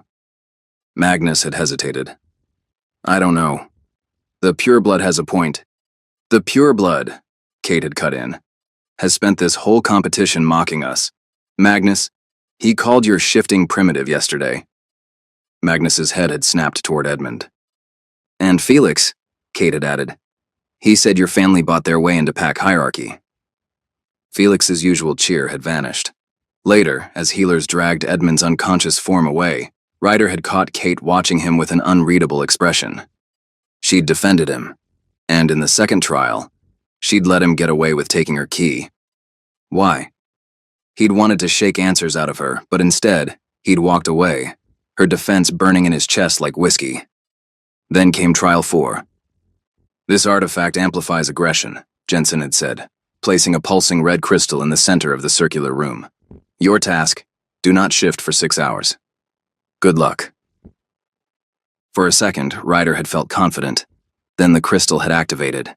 It hit immediately, the maddening buzz under their skin, their wolves clawing to break free. The room had grown thick with tension, the air electric. Sweat had beaded on Kate's collarbone, drawing Ryder's gaze like a magnet. She'd stationed herself far from him, yet he felt every breath, every twitch. She kept biting her lower lip raw. His wolf had stirred, wanting to chase that hint of blood with his tongue. Keep it in your pants, lover boy, Derek had muttered, hands trembling with restraint. But Ryder had barely heard him. The crystal stripped away everything but instinct, and suddenly all he could think about was Kate. Then she'd met his eyes, pupils blown wide with the same desperate hunger. A soft sound, half growl, half whimper, escaped her throat, and his control had nearly snapped. Just say it, he'd demanded, stalking toward her. Whatever you're holding back, Kate.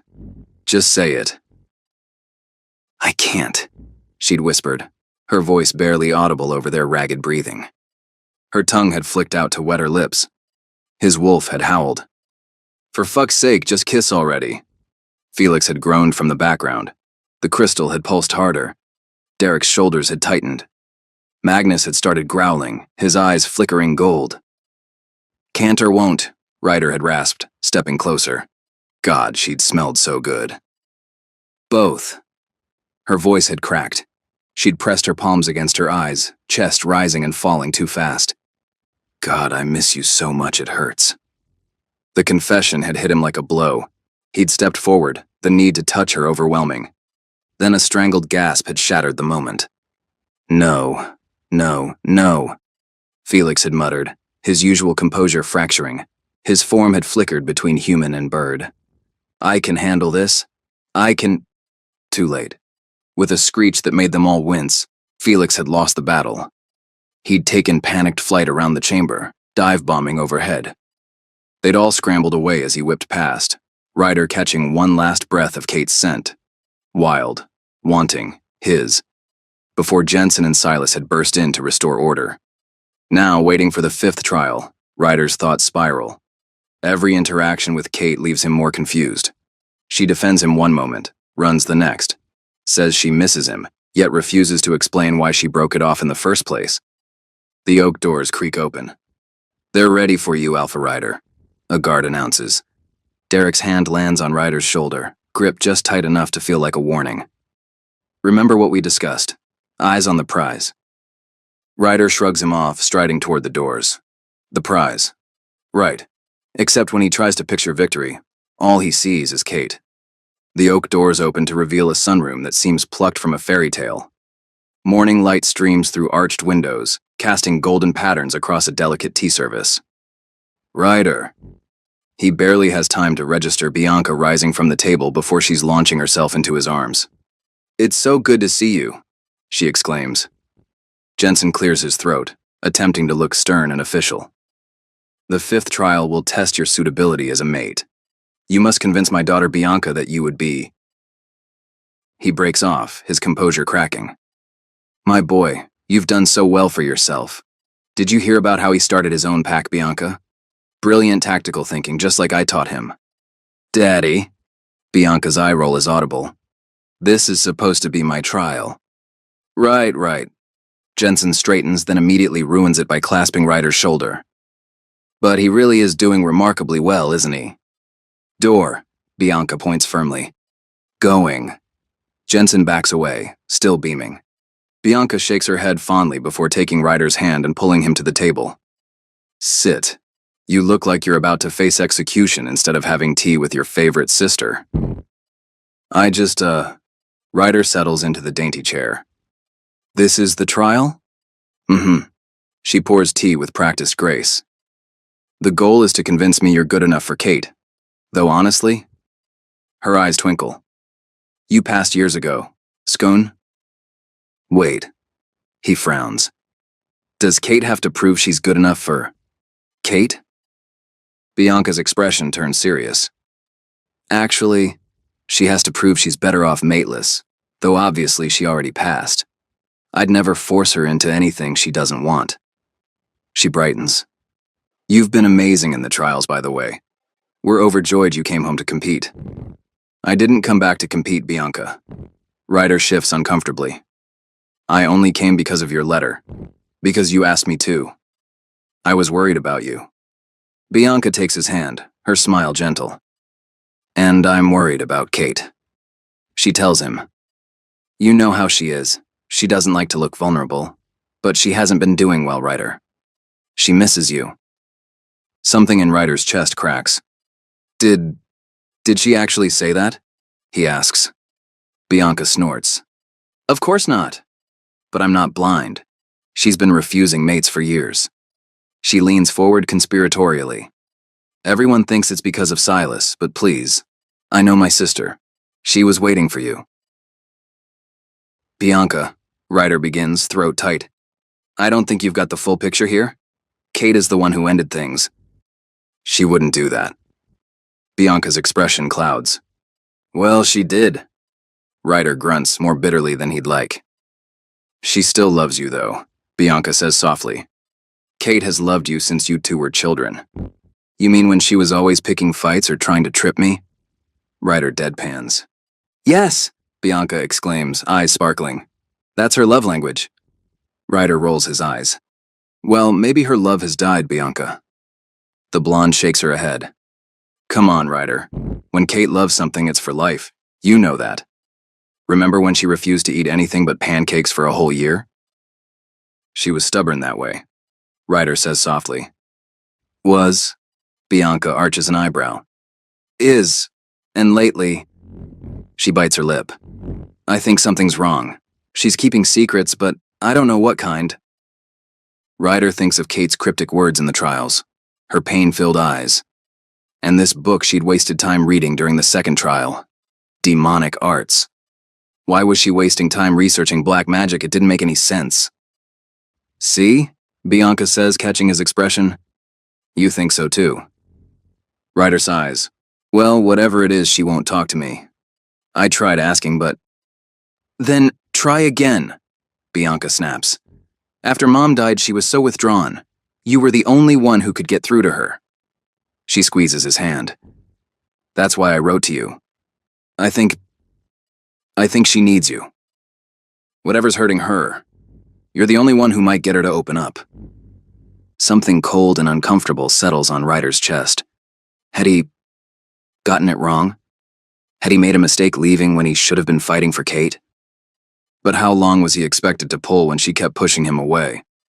When they'd been young, it had taken years for Kate to open up and let go of her defenses. He remembers being so fed up with it all. He'd grabbed onto Nightshade during one of their trips and threatened to take it if she didn't finally admit they were friends. Kate had called his bluff, and then...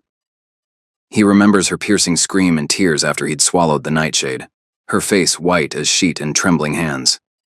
Bianca, he murmurs, avoiding her gaze. I didn't come back for Kate. I only agreed to compete in these trials because of Derek, to help him win. He promised my pack resources and I just... Bianca squeezes his hand. And is that still why you're here? She asks softly. Her knowing smile makes him squirm. And if it was, he challenges, would you fail me? Keeping quiet, Bianca searches his gaze. I'd deserve it. Ryder murmurs. In fact, you really should fail me. The silence stretches, Bianca's gaze unwavering. Then, a small amused smile stretches her lips. Nah. She waves dismissively. I'm failing Magnus. He came in here spouting nonsense about women being too emotional to run trials. Can you imagine him with Kate? She'd remove his favorite parts within a week. A startled laugh escapes Ryder. I'm rooting for you, Ryder. Her eyes soften. I can tell you make my sister happy. I hope you realize it too. Chapter 11. You're being ridiculous. Bianca's words echo in Kate's mind as she follows the guards down the torchlit corridor. Ryder came back for you. Why else would he be here? Kate's wolf paces restlessly beneath her skin, agitated by her sister's well-meaning but impossible suggestions. If only Bianca knew. If only Kate could tell her that yes, of course she wants Ryder back so badly it physically hurts. But that having him means condemning Bianca to Silas. Her eyes drift to Ryder's broad shoulders ahead of her. Even now, after everything, just looking at him makes her chest ache. He still loves you, Bianca had insisted. Anyone with eyes can see it. Anyone with eyes clearly needs their vision checked. Kate's seen how Ryder looks at her now, cold, angry, betrayed. Get it together, she scolds herself. She has a pack to win, a sister to protect. She can't afford to moon over Ryder like some love-sick teenager, especially when he's made it clear he's only here to help Derek claim her territory. The guards stop before a set of heavy iron doors. Kate squares her shoulders, forcing thoughts of Ryder aside. Whatever this sixth trial brings, she needs to focus. She needs to win. Her father appears, expression unreadable, and Kate's wolf bristles. The sixth trial, he intones, will test your... He pushes the doors open with unusual haste, and Kate's prepared retort dies in her throat. Instead of another arena or deadly challenge, a cozy dining room awaits them. The table gleams with silver and crystal, steaming dishes sending mouth-watering aromas into the air. A fire crackles in an ornate hearth, its warmth beckoning like an embrace. Her wolf's hackles rise immediately. After years of Silas's manipulations, Kate knows better than to trust anything that seems too perfect. Sit, eat, her father commands, gesturing to the clock above the mantel. When it strikes 12, leave the room. Last one out is eliminated. He backs away with strange urgency, pulling the doors closed behind him. The three of them stand frozen, assessing. This has to be a trap, Ryder says, circling the table with careful steps. His fingers trail over a chair back, testing for triggers or spells. Maybe the room's an illusion? Kate suggests, though the fire's warmth feels real enough on her skin. It's a soft, languid warmth, real, but not scorching. Perfect. Derek prowls the perimeter, examining the walls. Hidden doors? Secret passages? Kate lifts a silver cover, sniffing at a perfectly roasted duck. Could be poison, she muses, though the aroma makes her mouth water. Nightshade's odorless, Ryder points out. Kate sends him a warning look, worried he might offer to taste it for them. Her chest tightens at the memory of him drinking the poison in their youth, of her panic when she thought she'd lost him. There has to be more to it. Derek completes his circuit of the room. Maybe we need to solve a riddle? Find a key hidden in the food? Or maybe... Ryder's voice trails off as he sinks into a chair. Maybe we just... wait? She catches him watching her, his expression unreadable. After a moment's hesitation, both she and Derek join him at the table, though none of them touch the food. Minutes tick by, marked only by the fire's gentle pops and sparks. Kate finds her gaze drawn to the flames, their dance hypnotic and soothing. Focus, she tries to tell herself. Well, Derek says finally, breaking the silence. If we're meant to eat... He spears a roasted potato, examining it before taking a bite. Kate watches him intently, searching for signs of distress. Her wolf has gone oddly quiet, lulled by the room's warmth. His eyebrows shoot up. It's good. They use truffle oil. Something shifts in the air, subtle but unmistakable. Kate finds herself reaching for a piece of duck, the aroma too tempting to resist. The meat melts on her tongue, and she can't remember the last time food tasted this good. When was the last time she'd actually enjoyed a meal? These days, she's always too worried about Silas, about Bianca. Maybe that's the test, she hears herself suggest. Seeing if we can resist fighting over the food? Ryder says something about rushing out when the clock strikes, but Kate's attention catches on the way firelight plays across his jaw. We've got hours yet, Derek points out, already reaching for more potatoes. Might as well enjoy it. Kate hums in agreement, surprised to find herself smiling. Has Ryder always been this handsome? She remembers being angry with him, but she can't quite recall why. Everything feels soft around the edges. Wine appears in her glass. Had she poured it? And she takes a sip. It's nice, she murmurs, watching Ryder over the rim of her glass. His eyes meet hers, and the usual coldness is gone, replaced by something warm and familiar that makes her heart flutter. Everything's nice, Derek agrees dreamily, his usual sharp edges softening. A distant part of her mind whispers that something's wrong. She has responsibilities, doesn't she? Something important about Bianca, about the pack. But the thoughts feel heavy, slipping away like honey dripping from a spoon. Besides, Ryder is smiling at her now. Actually smiling, like he used to. The sight makes her chest expand with joy so intense it brings tears to her eyes. When was the last time she felt this unburdened? This free? The fire crackles, casting everything in liquid gold, and Kate lets herself sink deeper into the warmth. Into this perfect moment where she doesn't have to be strong or careful or afraid, where Ryder looks at her like she's something precious again.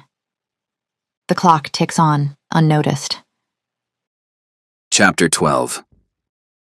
The wine flows like a river, endless and sweet, though Ryder can't quite remember who keeps filling their glasses. He's not even sure how full his own glass is. It's simply there, glinting in the firelight. Kate's laugh dances through the air. Her chair is nearly touching his now. Not that Ryder minds. So, what's the story between you two? Derek drawls. Were you together before? The question should hurt. Ryder knows this somewhere deep in his bones. But instead, he finds himself smiling, the edges of the memory indistinct. Kate used to torment me, he drawls. Was making out with me really such a torment? Kate's head tilts back, exposing the graceful line of her throat, and Ryder's gaze catches on the firelight dancing over her skin. In a way, he confesses, because it always left him yearning for more. Kate's eyes catch his, and for a moment, they hold each other in that shared memory. Why'd you break up? Derek's voice breaks through the haze. Ryder frowns, the weight of the question sinking into him. I don't remember, he murmurs, the words heavy on his lips. He should remember. He should. The memory stirs faintly, the edges sharp and painful. It was raining, he mumbles. You were crying? Or... no, that's not. His head lolls back against the chair, and he sighs, the fire crackling louder, wrapping him in warmth. Why is he even thinking about this? Everything is so wonderful right now, so soft and easy. I think I'm drunk, Ryder confesses, his voice low and rough. A lazy chuckle escapes him, too loud in the stillness. Me too, Derek mutters. Same, Kate breathes. The firelight turns everything golden, like the soft curve of Kate's smile or the gleam in her eye, the way her hand suddenly rests on his arm. Her touch sends ripples of heat across his skin, and Ryder closes his eyes briefly, savoring the spark. Do you remember that night in the tower? He slurs, the memory thick and slow in his mind. You told me you loved me. Kate's voice is a whisper. His eyes snap open. Come here, Ryder murmurs, his voice rougher now, deep and commanding. He pats his thigh, the gesture instinctual, primal. He needs her to obey, needs her closer. She moves like a dancer beneath water, graceful and hypnotic. When she finally settles on his lap, her warmth seeps into him, her weight fitting perfectly against him, and then she moves, And a sound escapes him, low and guttural, unbidden and unashamed. Somewhere, he hears Derek groan and shift, but the noise is distant, irrelevant. All that matters is Kate. Her hands are on his chest, and he feels his body respond instantly, a low heat curling in his stomach. Comfortable? He teases. Kate leans into him. I've had better chairs. Liar, he murmurs, smirking. Their lips meet like the softest collision, melting together in slow, languid waves. Kate tastes like wine and something sweeter, something that sinks into his veins. A small, perfect sigh escapes her lips, scattering his thoughts. Stay. Ryder breathes against her lips, though he doesn't know why she'd leave. The kiss deepens, their mouths moving in an unhurried rhythm. Somewhere in the distance, a clock ticks. It doesn't matter. Nothing matters but this. Kate's weight in his lap, her soft sighs against his mouth, the way she moves against him. It's better than any dream. Somewhere, someone makes a pained sound. The scent of blood drifts through the golden haze, but Kate's fingers are in his hair and someone clears their throat. Once. Twice. Then suddenly Kate's warmth disappears as Derek lifts her bodily off his lap. Excuse me, please, my lady. Derek deposits her carefully on the table like he's handling a particularly clumsy kitten. Ryder bursts out laughing, until he is hauled onto his feet by Derek, gripped tight enough to bruise. Ryder? A word. Ryder staggers after him, still chuckling. Listen to me. Derek grabs his shoulders. The clock's about to strike, so we need to get out. He glances at Kate, who's now peeling a clementine with expression of pure wonder. I was going to say without her noticing, but I guess we're covered on that front. Ryder's thoughts feel like they're moving through honey. Get out where? He smiles. Out of here. This room. This is the trial. The room is rigged. Another laugh bubbles up Ryder's throat. What? Enchanted, cursed, I don't know. This room is evil, Ryder. Derek actually shakes him, which just sets off another round of chuckles. Oh, for fuck's sake. Hold on. Derek disappears, leaving Ryder swaying on his feet. He returns brandishing a large silver serving fork. Sorry about this, buddy. Sorry about what? The fork plunges into his thigh and Ryder screams, but then pain shoots through him, sharp and clarifying. What is happening? He looks around the room, the golden haze dissolving like mist in sunlight. Hours lost to wine and laughter and... Oh God, he'd kissed Kate. They'd been kissing. Wait a minute. He grabs Derek by the throat, making him yelp. Were you just sitting there watching me kiss my mate like some perv? He growls. First of all, she ain't your mate yet. Derek doesn't resist the grip. Second, you two are the ones making out like teenagers, though I should thank you. The awkwardness helped snap me out of it. He holds up his bleeding arm. Stabbed myself when I realized something was wrong. I mean, look. They both turn to Kate, who's staring at the chandelier. It's just so beautiful, she whispers reverently. Ryder curses. They'd all been drugged or spelled or... Shit, would Kate even have kissed him if not for... The clock chimes again. That's our cue. Let's go. Derek tugs at Ryder's arm, but his gaze is fixed on Kate, who's humming softly to herself like she used to as a child. What about her? He asks. Her father will get her once we're out. Derek pulls harder. Come on. Something cold settles in Ryder's chest. If they leave now, if they take Kate's pack, the thought of forcing her to mate with Derek now makes him physically ill. I can't, he admits, lowering his head. Derek freezes. What? It's her pack, Ryder explains. She said from the start she doesn't want a mate, that she wants to lead alone. Are you serious? Derek's voice rises with disbelief. We've spent 10 days fighting through these trials and now you develop a conscience? Ryder shakes his head helplessly. It just doesn't feel right. Oh, come on. Derek's arms cross over his chest. Give me one good reason. What? Ryder asks. One good reason I should let her take my place. Go on. It's her pack, Ryder repeats weakly. Wrong. Derek shoves past him, lunging for the door. Ryder moves without thinking, catching him around the waist. They crash to the floor in a tangle of limbs and snarls. "For fuck's sake, Derek, let it go!" Ryder grunts as they roll across the carpet. "You let it go." Derek lands a solid punch to his ribs. "Just admit it. Say you still love her." The words hit harder than the punch. Ryder's guard drops for just a moment, but it's enough. Derek pins him, fist raised. "It's her pack," Ryder says stubbornly, though the fight's gone out of him. "I can't let you take it from her." "And why not?" Derek demands. "Fine." The words tear from Ryder's throat. "Because I love her. There. Happy?" His eyes find Kate again, and his voice softens. "I still love her, and I don't want to take anything away from her." "And?" Derek presses, not letting up. "And I want her back." The confession feels like removing a splinter from his heart.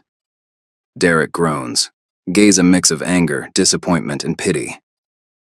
"Jesus, man. Would have been nice if you told me that from the start." "Yeah, well." Ryder rubs his jaw sheepishly. "In my defense, I wasn't going to participate at all." He meets his friend's eyes. "Sorry." "At least it was good drama." Derek heaves himself into a chair, grabbing the nearest wine bottle. "You go on then." He waves vaguely toward Kate. "Take your girl and go." He takes a long pull from the bottle, then adds, "Though, do remind someone to collect me eventually." Ryder snorts, but his attention is already back on Kate. He hurries to her, touching her shoulder gently. "Time to go, princess." "Go?" She blinks up at him. "Why would we go anywhere?" He tries to help her stand, but she resists, curling further into her chair. "I want to stay here with you." Her fingers trace his cheek. "Everything's perfect here." From behind them, Derek groans. "I swear it's like they actually want me to win." "I'm sorry," Ryder whispers, and before Kate can protest, he drives a small knife into her thigh. She yelps, the sound piercing his heart. But awareness floods her eyes like water washing away gold dust. She looks around in confusion, then at him with dawning horror. "Hi." He manages a weak grin. "Welcome back." Kate just stares, shock written across her features. "Let's go." His voice is gentle but firm. "You have a pack to win, remember?" He takes her hand, pulling her to her feet. She stumbles, leg buckling, and he catches her against his chest. "I don't want to go," she whispers. "What are you talking about?" Ryder frowns. "We have to. I don't want to go." She buries her face in his neck, shoulders shaking. "Kate." Panic claws at Ryder's chest. "It's going to be okay." "You don't know that." Her voice cracks on the words. "Yes, I do." He sits her down again, cradling her face in his palms. "Because we'll be together." She shakes her head, tears falling. "You left." "You left me with him. I was all alone." Her words, wounded and betrayed, feel like punch to the gut. "What do you mean, Kate?" he asks. "Who did I leave you with?" Her face contorts with frustration. And then, Kate screams. It's a wounded, guttural scream that bursts out of her like a dam. She screams and screams, pounding her fists against his chest, until her screams dissolve into raw, heaving sobs. "I'm so tired, Ryder." Her voice comes out small, broken. I can't go back out there, I can't." "Kate, sweetheart, look at me, please. Look at me." He waits, rubbing her cheek until her tear-filled eyes meet his. "I'm not leaving you alone again. Whatever's out there, we'll face it together." She just shakes her head. "You don't mean that." "I do mean it." He swears, the words tumbling out, desperate and true. "Kate, I won't live without you again." She stares at him, tears still streaming. "What?" "I love you," Ryder murmurs. "I've never stopped loving you. I was a fool for leaving, for not fighting harder for you." His voice cracks.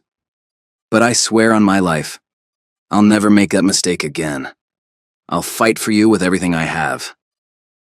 He cradles her face in his hands. Her eyes are wide and wet. "I love you too." She whispers, so softly he almost misses it. His heart stops. Say it again. He breathes. A watery laugh escapes her. You know I don't like to repeat myself. Joy explodes in his chest. He kisses her, her forehead and cheekbones, tasting salt and sweetness, then her mouth again. You love me? He asks, laughing against her lips. Bro's so blind I don't know how he gets girls. Derek sighs from his chair. This snaps Ryder out of it. We need to go, he says. He lifts Kate into his arms, carrying her to the door. Go on. I'll be right behind you. Do you promise? She asks, uncertain. I promise I'll be here, darling. Trust me. She goes reluctantly. Ryder turns back to Derek, who's humming contentedly to himself, lost in the room's golden haze. I'm sorry, he says again, meaning it for more than just tonight. Then he follows Kate, determined to honor his promise to her. Chapter 13. Kate. Kate paces her chambers like a caged animal, the taste of Ryder's kiss still lingering on her lips. He loves her. The memory of his face in that enchanted room, open and vulnerable when he'd confessed. She presses her fingers to her lips, fighting back a smile even as anxiety claws at her throat. Because they're the only two left in the trials now. One of them will win tomorrow, and then what? If Ryder wins, she is screwed. He'd never understand why she needs to banish Silas.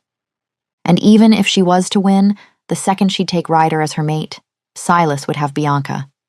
Kate would somehow need to convince her father to hand over pack leadership immediately, and even if by some miracle he agreed, she'd be sharing authority with her mate. There's only one real option. She has to win the trials and wait to take control of the pack while still unmated. Only then can she banish Silas with no one to stop her. After that, beg for Ryder's forgiveness? God, the way he'd smiled at her earlier when she told him she loved him back, like he couldn't quite believe it, just like he'd had trouble believing it when they were younger. My fault, she thinks bitterly. All those years I spent tormenting him instead of admitting how I felt. She can't lose him again, Kate decides. She'll talk to him.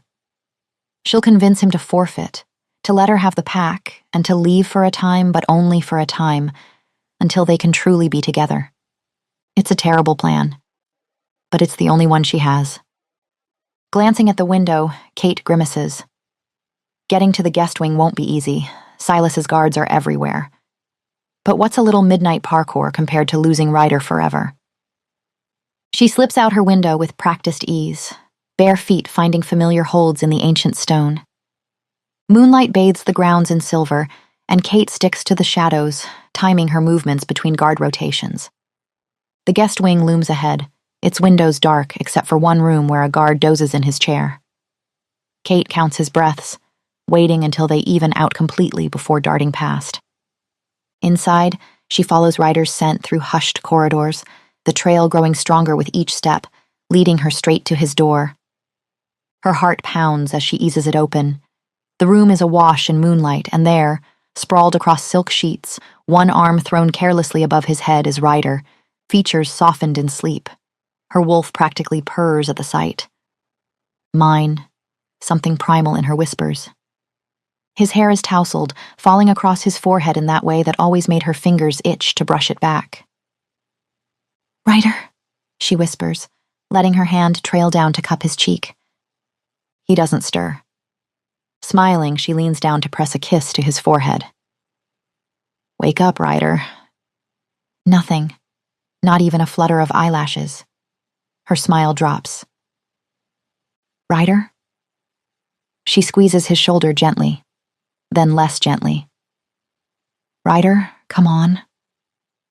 A soft sigh escapes his lips, but his features remain lax, and something cold settles in Kate's stomach. She shakes him harder. His head lolls to the side, utterly limp, but he sleeps on, beautiful and still as death. Panic claws up her throat. Ryder, please, wake up. She pats his cheeks, desperation building. It's no use, a voice whispers from the darkness. He won't hear you. The words seem to drop the temperature in the room by 10 degrees. Kate's spine stiffens as Silas materializes from the shadows. She places herself between him and Ryder's unconscious form, her wolf snarling beneath her skin. What did you do to him? Her mind races with possibilities, each worse than the last. Relax. I only gave him a sedative. Silas laughs. Well, a lot of sedatives. Like, a lot. Hopefully, he wakes up tomorrow. Kate lunges with a snarl, but Silas dances back, still laughing. Doesn't this remind you of that night? He circles them like a shark. 6 years ago, when you wanted to speak to him in that bar, remember? What did I tell you then, Kate? His expression shifts, angelic features turning somber. I told you to let him go. Yet what do? The second he shows up, you're making eyes at him. What do you care? Kate's voice rises hysterically. You've been wanting me to mate since you set your eyes on Bianca. Not when that might mean losing this pack. The mask slips completely as Silas snarls, eyes wild with righteous fury. I worked too hard to lose everything now because of your father's flighty fancies. A trial. Ridiculous. His perfect smile returns so quickly it's unsettling. And besides, Kate, I told you, it's you I want by my side, not your sister. So I've had a great idea. Kate steps back. What's that? I'll be declaring my love for you tomorrow, before the last trial. His voice turns silky. Beg your father for a chance to prove myself and participate. You know he'll agree. For some reason, everyone always agrees with me. Haven't you noticed? He moves closer until she can feel his breath on her face. And don't you dare try to elope with your half-breed bastard. The words end in a roar as he shoves her aside to approach Ryder's helpless form. Kate lunges forward with a scream. Don't touch him! I warned you. Silas's snarl is all predator. I warned you to stay away or I'd end him. It wouldn't even be hard. He waves at Ryder's limp body like he's presenting evidence. His hand shoots out, wrapping around her throat. Tomorrow, I will compete for your hand and win, and you and I will be mates. Or believe me, Kate, I won't just kill Ryder. I'll kill Bianca, and your father, and nobody will stop me. His grip tightens. Are we clear? Kate meets his manic gaze, refusing to flinch even as spots dance at the edges of her vision. I said, are we clear, Katrina? Yes. She spits the word like poison, her glare promising future violence. Good. He releases her and she sinks to her knees, gasping. His perfect smile is back in place as he straightens his jacket. I'll see you at the trials. Enjoy dear Ryder while you still can. He pauses at the door. Tomorrow he goes back to his pack and you never see him again. The door closes with a soft click that sounds like a death knell. Kate sinks to her knees beside Ryder's bed, her mind spinning in useless circles. Is this really it? After everything, will she have to mate with that monster? Let Ryder go? She takes his limp hand in hers, pressing it to her cheek. His skin is warm, alive, and she fights back a sob. If only she'd had more time to find some way to break Silas's curse. She'd do anything for some way to keep Ryder by her side. Rising on shaky legs, Kate moves toward the bathroom in a daze. Maybe if she could splash some water on his face. It's a desperate thought, but she's beyond caring. Her mind races with increasingly impossible hopes as she reaches for the door handle. The door swings open and Kate steps through, a space that's definitely not the bathroom. She's standing in what appears to be an ancient bookshop, though she could have sworn it was the middle of the night moments ago. Now the light of dawn streams through dusty windows. Ryder? Kate turns, but the bedroom has vanished. Through the shop's windows, she sees only an unfamiliar cobbled street, buildings that have no business existing on her father's estate. Towering shelves create a maze around her, books crammed into every available space from floor to ceiling. The air is thick with the scent of old paper and leather, but underneath lies something else. Something wrong. The sound of a gun cocking freezes her in place. Don't move, a female voice commands from behind her, or I'll blow your head off. Chapter 14. The gun's muzzle presses cold against Kate's temple, but it's the wild look in the human girl's eyes that makes her freeze. There's something unhinged in that gaze, like someone pushed too far past their limits. Then recognition flickers across the girl's face, followed by exhausted relief. "Oh, I thought you were Jill." "Who?" Kate asks carefully, noting how the gun hasn't lowered. Most shifters can shrug off bullets, but a well-placed shot to the head. "Never mind that." The girl's hands tremble slightly on the weapon. "Who are you?" There's something else, too, a darkness that seems to cling to the edges of the shop, making Kate's wolf bristle uneasily. "Katrina Winters." Kate keeps her voice steady, mind racing. "Look, I'm sorry for startling you. I don't know how I got here. I was just in my bathroom." The girl's shoulders sag, the gun finally lowering like it's become too heavy to hold. "Oh." Her voice cracks slightly, exhaustion and something like tears bleeding through. "You're a client. You're here to make a wish." Kate blinks, that unsettling darkness still prickling at her senses. "Well, now's not a good time." The girl sighs. "Come back. I don't know, next week? A month, ideally?" Kate frowns. The wrongness in the air here, the way shadows seem to writhe at the corners of her vision, it reminds her of a passages from the demon tome. How shifters tended to feel dark magic, recoil from it on instinct like they would poison. "Are you a demon?" she asks carefully. The girl startles.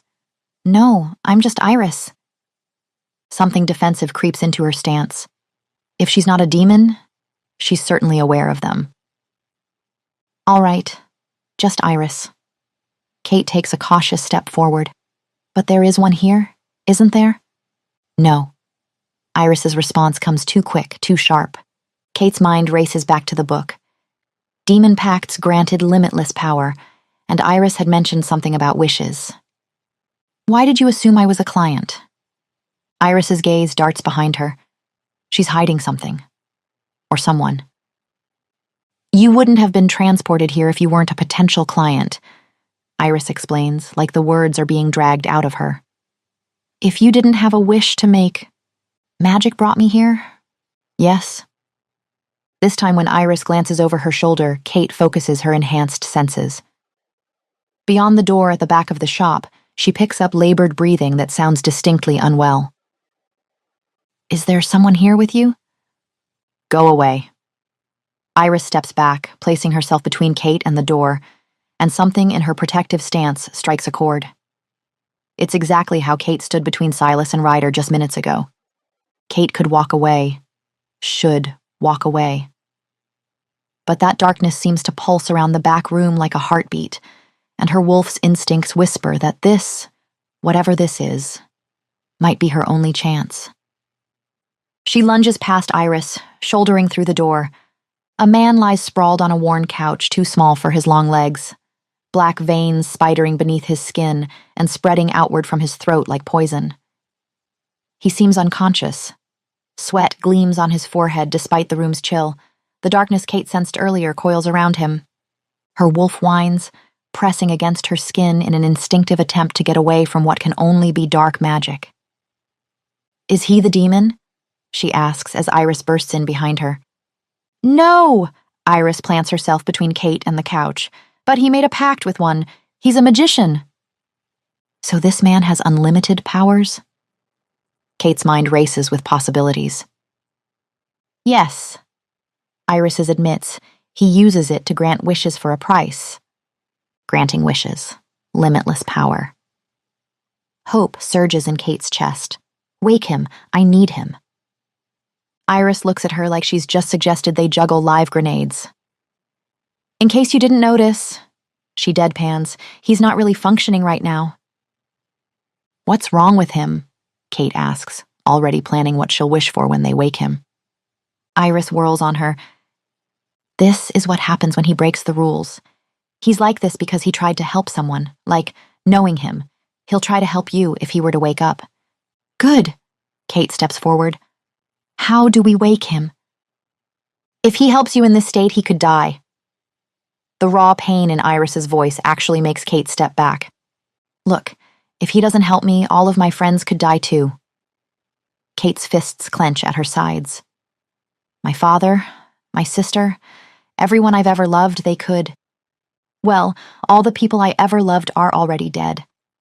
Iris's voice cracks. There's just him now. That's it. He's all I have left.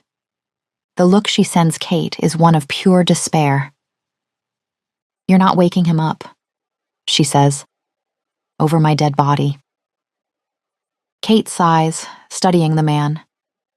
She doesn't particularly care if someone who'd make a deal with demons lives or dies, but something in Iris's protective stance reminds her too much of herself. All right. She pinches the bridge of her nose. Well, if not him, do you know any other demon worshippers who could help me? Iris rolls her eyes. Adrian doesn't worship demons.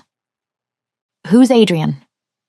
A look of pure exasperation crosses Iris's face. Oh, right. Kate glances at the unconscious man. This guy. She begins to pace, hopes crumbling like sand through her fingers. Time is running out, and her one lead is lying there useless, while Silas probably already has plans in motion. Iris shuffles uncomfortably beside her. Surely it can't be that bad, she asks.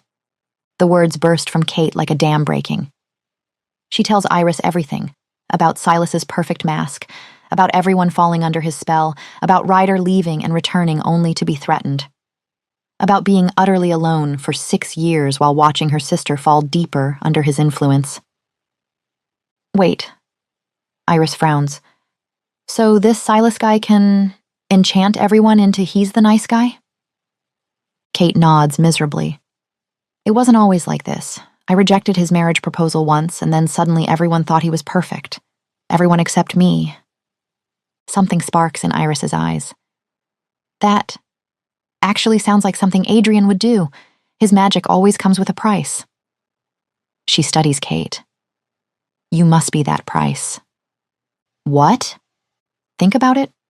You rejected him, then suddenly everyone adores him? Sounds like he wished for everyone to love him, including you since you just rejected him. Iris's voice grows more confident. And everyone does adore him, just not you. The price was what he cared for most, your genuine admiration. Kate's not entirely sure this makes sense, but Iris seems certain. So how do I break the spell? Adrian couldn't annul a wish he made, though he might be able to grant you a wish around it. Iris grimaces. But that would be breaking the rules. And making him sicker. Kate glances at Adrian's unconscious form. Iris closes her eyes, muttering to herself. Think. What would Adrian do? Are you sure we can't wake? No. Iris's glare could melt steel. Then she brightens. Okay. Your Silas sounds like a manipulative asshole. Adrian doesn't like manipulative assholes. The guy who made a pact with an actual demon doesn't like manipulative assholes? Not helping. Iris huffs. He doesn't actually want to grant wishes, you know. He just has to, even when he's against it. So the last time a shady guy made a wish like this, he added a sort of insurance policy. Meaning? Meaning the magic is conditional, tied to Silas's existence.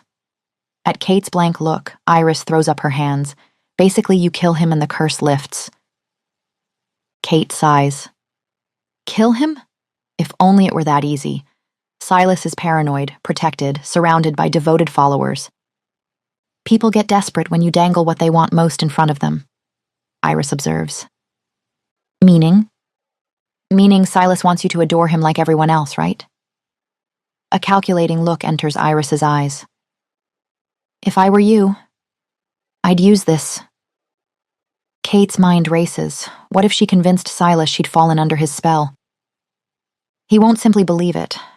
He's paranoid, not stupid. Maybe if Adrian could appear and make him think... Assuming he's the one who granted Silas's wish in the first place. Iris interrupts defensively. Then she glances at Adrian and sighs. Though yeah, knowing him probably. Could you help? Kate asks. You're his assistant. I've never even seen Silas. My being there wouldn't mean anything to him. But Iris's expression turns thoughtful, then slightly wicked. Although, you have a better idea? Maybe. Iris takes a look at the couch. Adrian's going to absolutely hate it. He's going to be furious. So, that's a no? Iris's grin widens into something a little unhinged. Oh no, she says. I'm definitely in. Let's give this asshole a taste of his own medicine. Kate nods, though not entirely sure if the asshole she's talking about is Silas or the magician himself. Chapter 15. Dawn is still an hour away as Kate paces in the reception room, each step carrying the weight of what's to come. The last trial looms ahead, and with it, everything she stands to lose. You're going to have to be much calmer if you want this to work. A deep, masculine voice cuts through her thoughts. Kate turns to find what appears to be a tall, lean man, lounging in her reading chair with casual grace.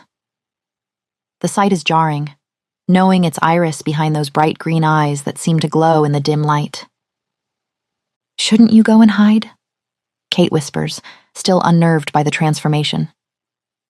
The charm around Iris's neck has worked its magic perfectly. Where the human girl had stood, now sits an elegant figure with sharp features and messy copper hair. Do his eyes actually shine like that? Kate can't help asking. The unnatural brightness makes her wolf uneasy. Yes. The solemn response comes in Adrian's voice, though the slight smirk is pure Iris. Isn't it strange to be in a man's body? Probably not as strange as turning into a wolf, Iris shrugs. Though, to be fair, I'm not actually in a man's body. To me, I feel the same. The charm just creates an illusion that tricks you into seeing Adrian instead of me. Right. Kate catches the sound of approaching footsteps. All right, he's on his way, just like we practiced. Good luck! Iris slips behind a marble column, the movement fluid and graceful in Adrian's form. Kate would worry about Silas catching Iris's scent, but the charm seems to mask that too. Even her enhanced senses can't detect a trace of the other woman. Most importantly, though, according to Iris, the charm would protect her from Adrian's magic itself, meaning Silas's curse wouldn't affect her. The door opens with a soft click that sounds like destiny. You called for me? Silas's perfect smile gleams in the shadows. You won't get away with this, Kate snarls, letting 6 years of hatred fuel her words. I'll never let you take the pack. Silas's perfect smile doesn't waver. You don't have a choice, darling. I'll fight you, every step. Her voice drops lower. I'll end my own life if I have to convince my father you're not worthy. That lands. Silas's mask slips for just a moment, fear flickering in his eyes. They both know a threat, like that could sway Jensen, curse or no curse. You wouldn't dare. He starts, but a new voice cuts through the tension. My, quite the predicament you found yourself in. Adrian, well, Iris disguised as Adrian, emerges from the shadows with otherworldly grace. She waves a lazy hand and Kate pretends her body suddenly freezes into place, exactly as they'd practiced. You. Silas's snarl carries genuine hatred. Me. Iris's smirk fits Adrian's features perfectly as Silas waves a hand in front of Kate's unseeing eyes. Seems your wish isn't quite everything you hoped for. You tricked me, Silas growls. Did I? Iris affects an innocent tone that sounds dangerous in Adrian's voice. I told you there was a price, didn't I? Silas's perfect features contort with rage. Fix this. Well, Iris draws out the word like honey. There might be a way. Silas goes still. What do you mean? I could adjust the terms, make an exception, just this once. Iris examines Adrian's nails with careful nonchalance. For the right price, of course. 1 wish per person. You said those were the rules. Rules can be bent. Iris's green eyes gleam unnaturally. If one is properly motivated. Kate watches Silas consider this, hardly daring to breathe. According to Iris, the real Adrian couldn't have offered this, couldn't have lied. But Silas is already nodding, desperation winning over suspicion. Name your price, magician. Your firstborn child. Iris doesn't miss a beat. I find myself in need of a powerful shifter heir. Fine, Silas waves dismissively. I'll just have another. Now get it done. Kate's stomach turns at his casual cruelty, but she holds herself still as Iris snaps Adrian's long fingers. As you wish, she says. Showtime. Kate blinks rapidly, letting her eyes focus on Silas. What are you doing here? She asks, making sure to sound breathless and awed. Silas smirks. I had to see you before the trials, darling, he says, his perfect smile back in place. You did? Kate injects breathy wonder into her voice.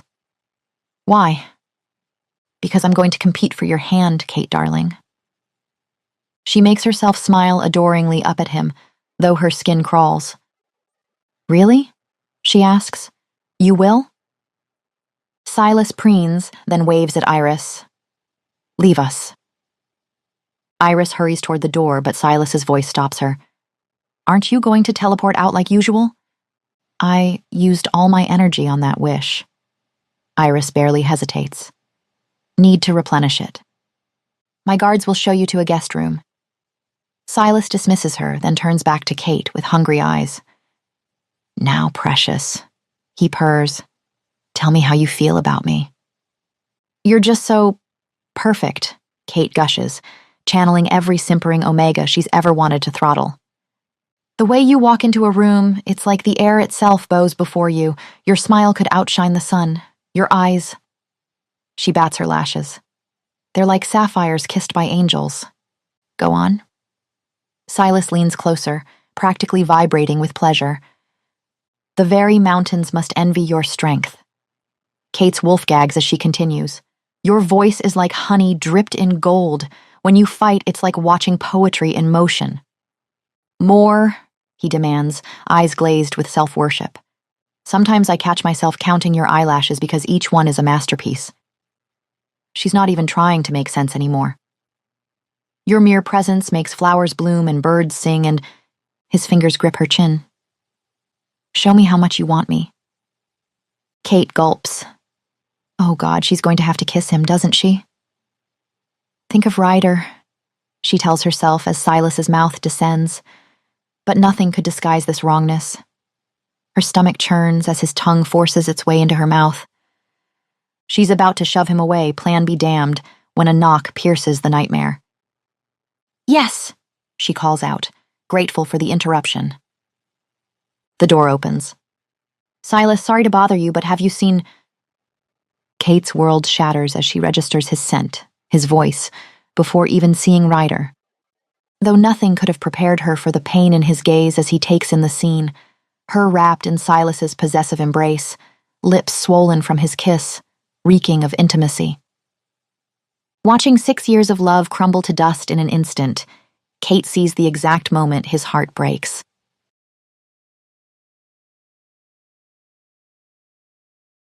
Chapter 16. Ryder. Consciousness returns to Ryder like swimming through honey, slow and thick.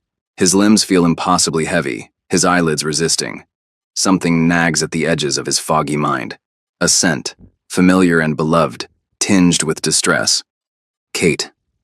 The thought pierces the haze. Had she been here? Her scent clings to his skin, too fresh to be imagined. But when he forces his eyes open, the room is empty. Flashes of memory surface, her voice calling his name, fingers brushing his cheek, the sharp edge of fear in her scent. But that can't be right. He'd have woken if she'd been here. Groaning, Ryder pushes himself upright, his head swimming with the motion. His thoughts are oddly disconnected, yet one memory breaks through with crystal clarity. Kate's voice in the enchanted room, soft and sure.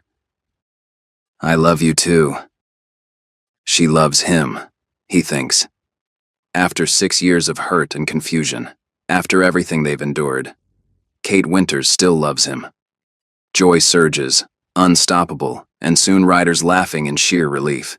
They'd been too young the first time, but now, they could get it right. Build something real. The thought energizes him as he stumbles into the shower, plans taking shape. They could combine packs, or he could relocate his operations here and... Oh, who even cares about stupid plans? Soon he'll be holding his mate properly, without enchantments or trials between them. They have all the time in the world. Fuck. He loves her so much it's ridiculous. And she loves him back. Him. Ryder's good mood carries him through dressing, though a question lingers. If Kate been in his room, why hadn't she woken him? The halls are quiet as he searches for her. She's not in the usual meeting spots, not with Bianca. His wolf grows restless, and when passing guard mentions seeing Silas in the East Wing's reception room, Ryder thinks, perfect. Silas will know where she is. Silas has always supported them, even back when.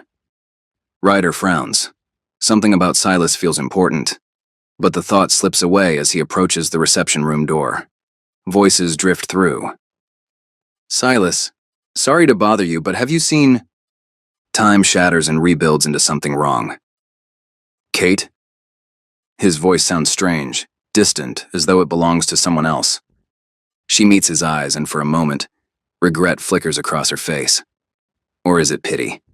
Kate, his Kate, is wrapped in Silas's embrace, her lips swollen from kisses that weren't his. Ryder, my friend. Silas's voice is gentle, almost apologetic. We should talk. But Ryder can't look away from Kate. What are you doing? He asks, throat impossibly tight. Silas's arm tightens around her, protective and possessive. Tell him, darling, he coaxes. You owe him the truth. The truth? Ryder chokes out, though it burns to speak. Kate's voice is soft, intimate in a way that destroys him. Silas is participating in today's trial because he loves me. I do, Silas says. I thought I'd lost him to Bianca, but he loves me still, Ryder. Kate confesses. And I love him too. I can't deny what's between us. Ryder shakes his head, the ground tilting beneath him. Something's wrong, something off, but he doesn't know what. It doesn't make sense. But Kate, you said... He tries, but his voice cracks like glass. I care about you, Ryder, she says gently, as if it could soften the blow. I always will. But Silas is undeniable. I have to be his. You understand? He doesn't. He doesn't understand anything.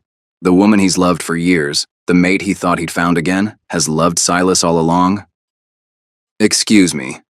The words barely escape as he turns and walks away in a daze. His feet carry him somewhere. He doesn't know where. Doesn't care. His chest feels hollow. Carved out. Like someone's reached inside and scooped out everything that matters. I love you, she'd said in that golden room.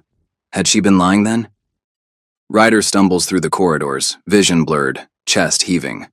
Every breath feels like swallowing glass. His mind replays the scene in cruel detail. Kate in Silas's arms, her lips swollen from his kisses, that soft look in her eyes when she'd gazed up at him. What had he been thinking? That Kate Winters, Alpha's daughter, pack heir, everything bright and beautiful, could ever truly want him? A half-breed orphan who used to be her guard. Memory strikes like lightning.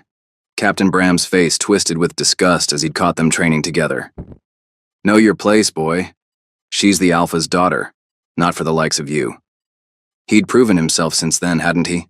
Become an Alpha in his own right? But playing at power doesn't change what he is.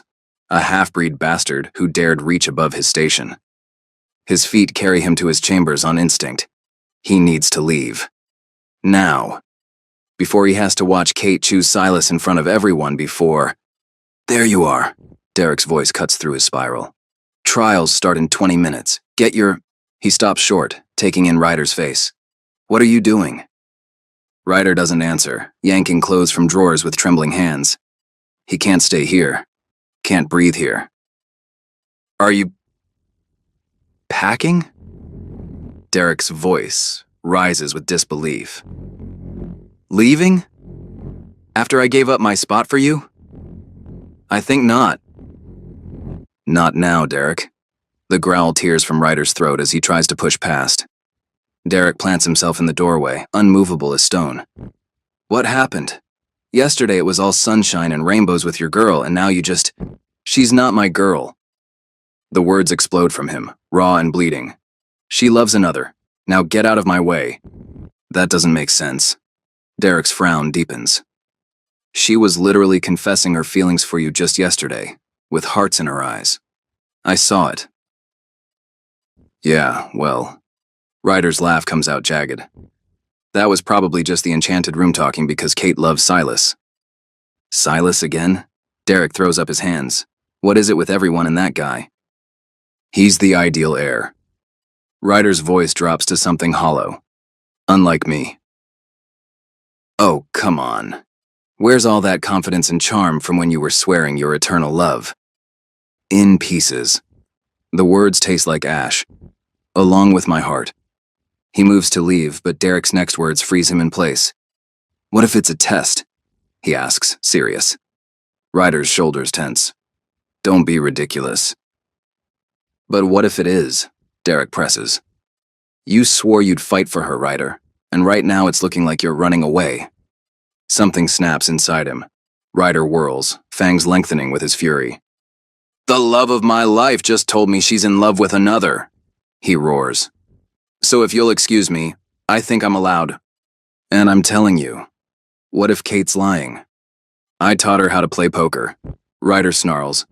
I know when Kate lies. She has a tell, He stops breathing. The memory hits like a physical blow. Kate, young and frustrated, determined to beat him at cards, but never quite managing. She always hated when Ryder could do something she couldn't. Anything you can do, I can do better, she'd claim. Nose in the air.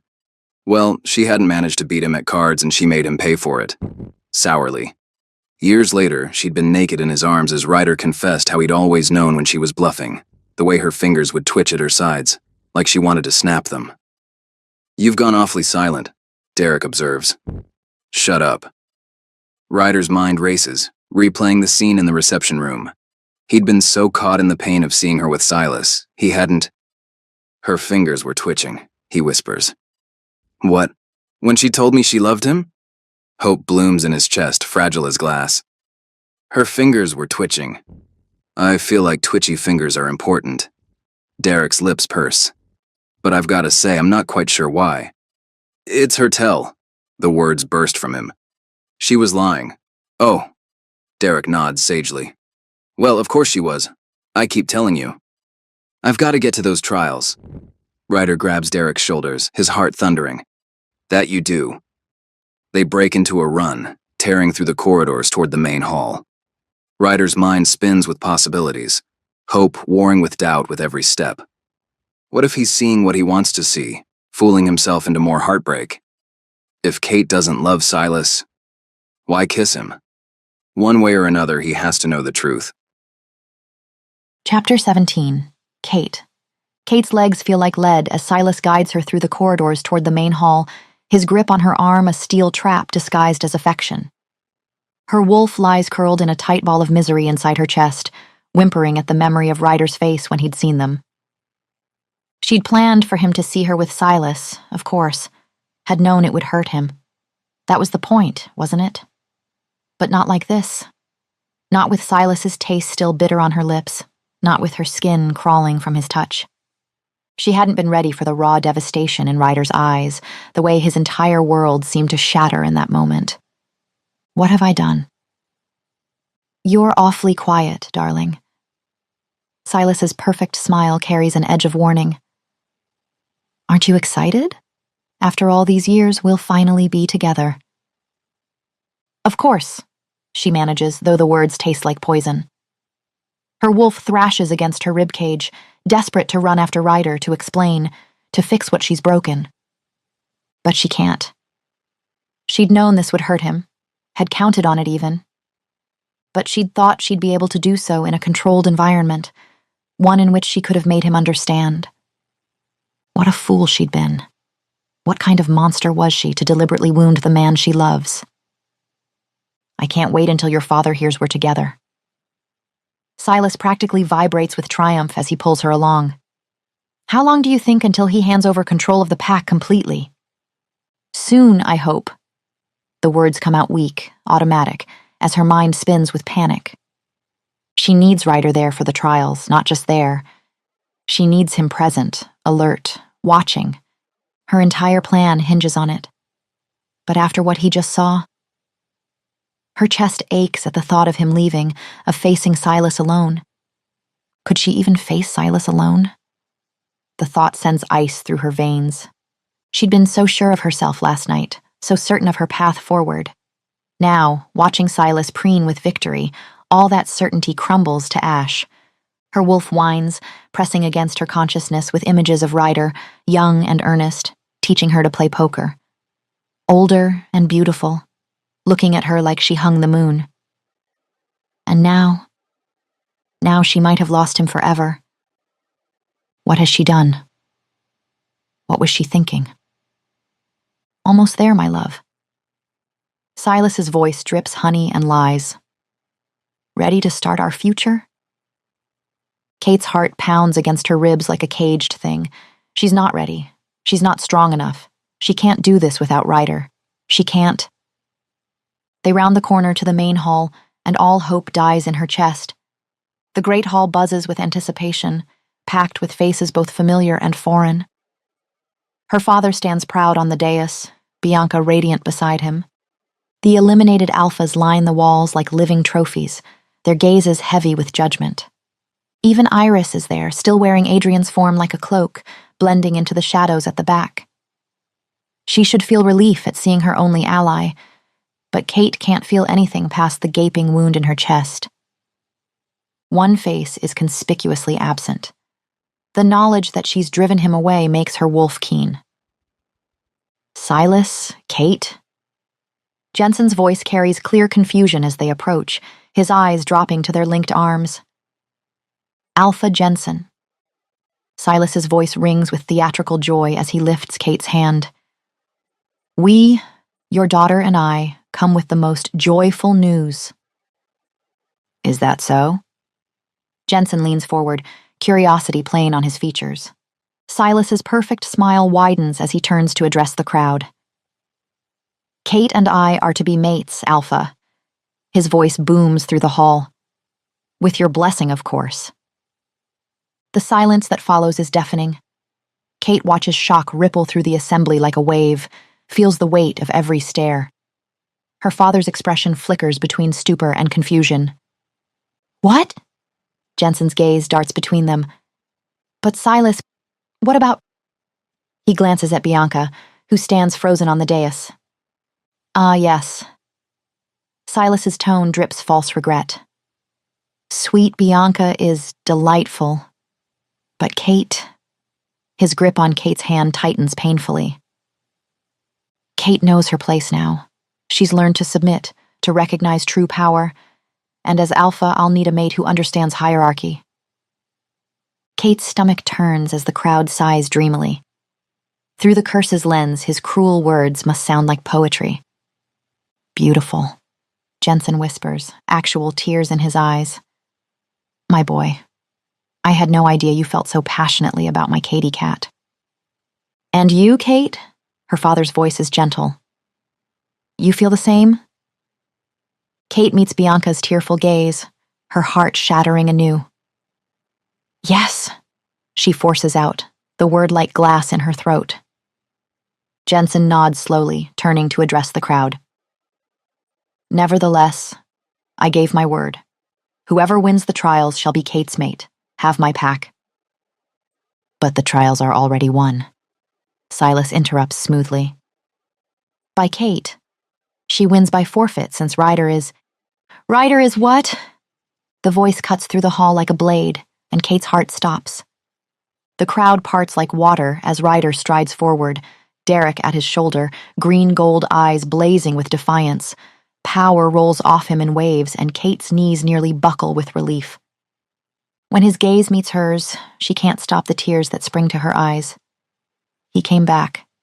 He came back for her. I believe, Ryder says, his voice carrying effortlessly through the hall, that we have one last trial left to fulfill.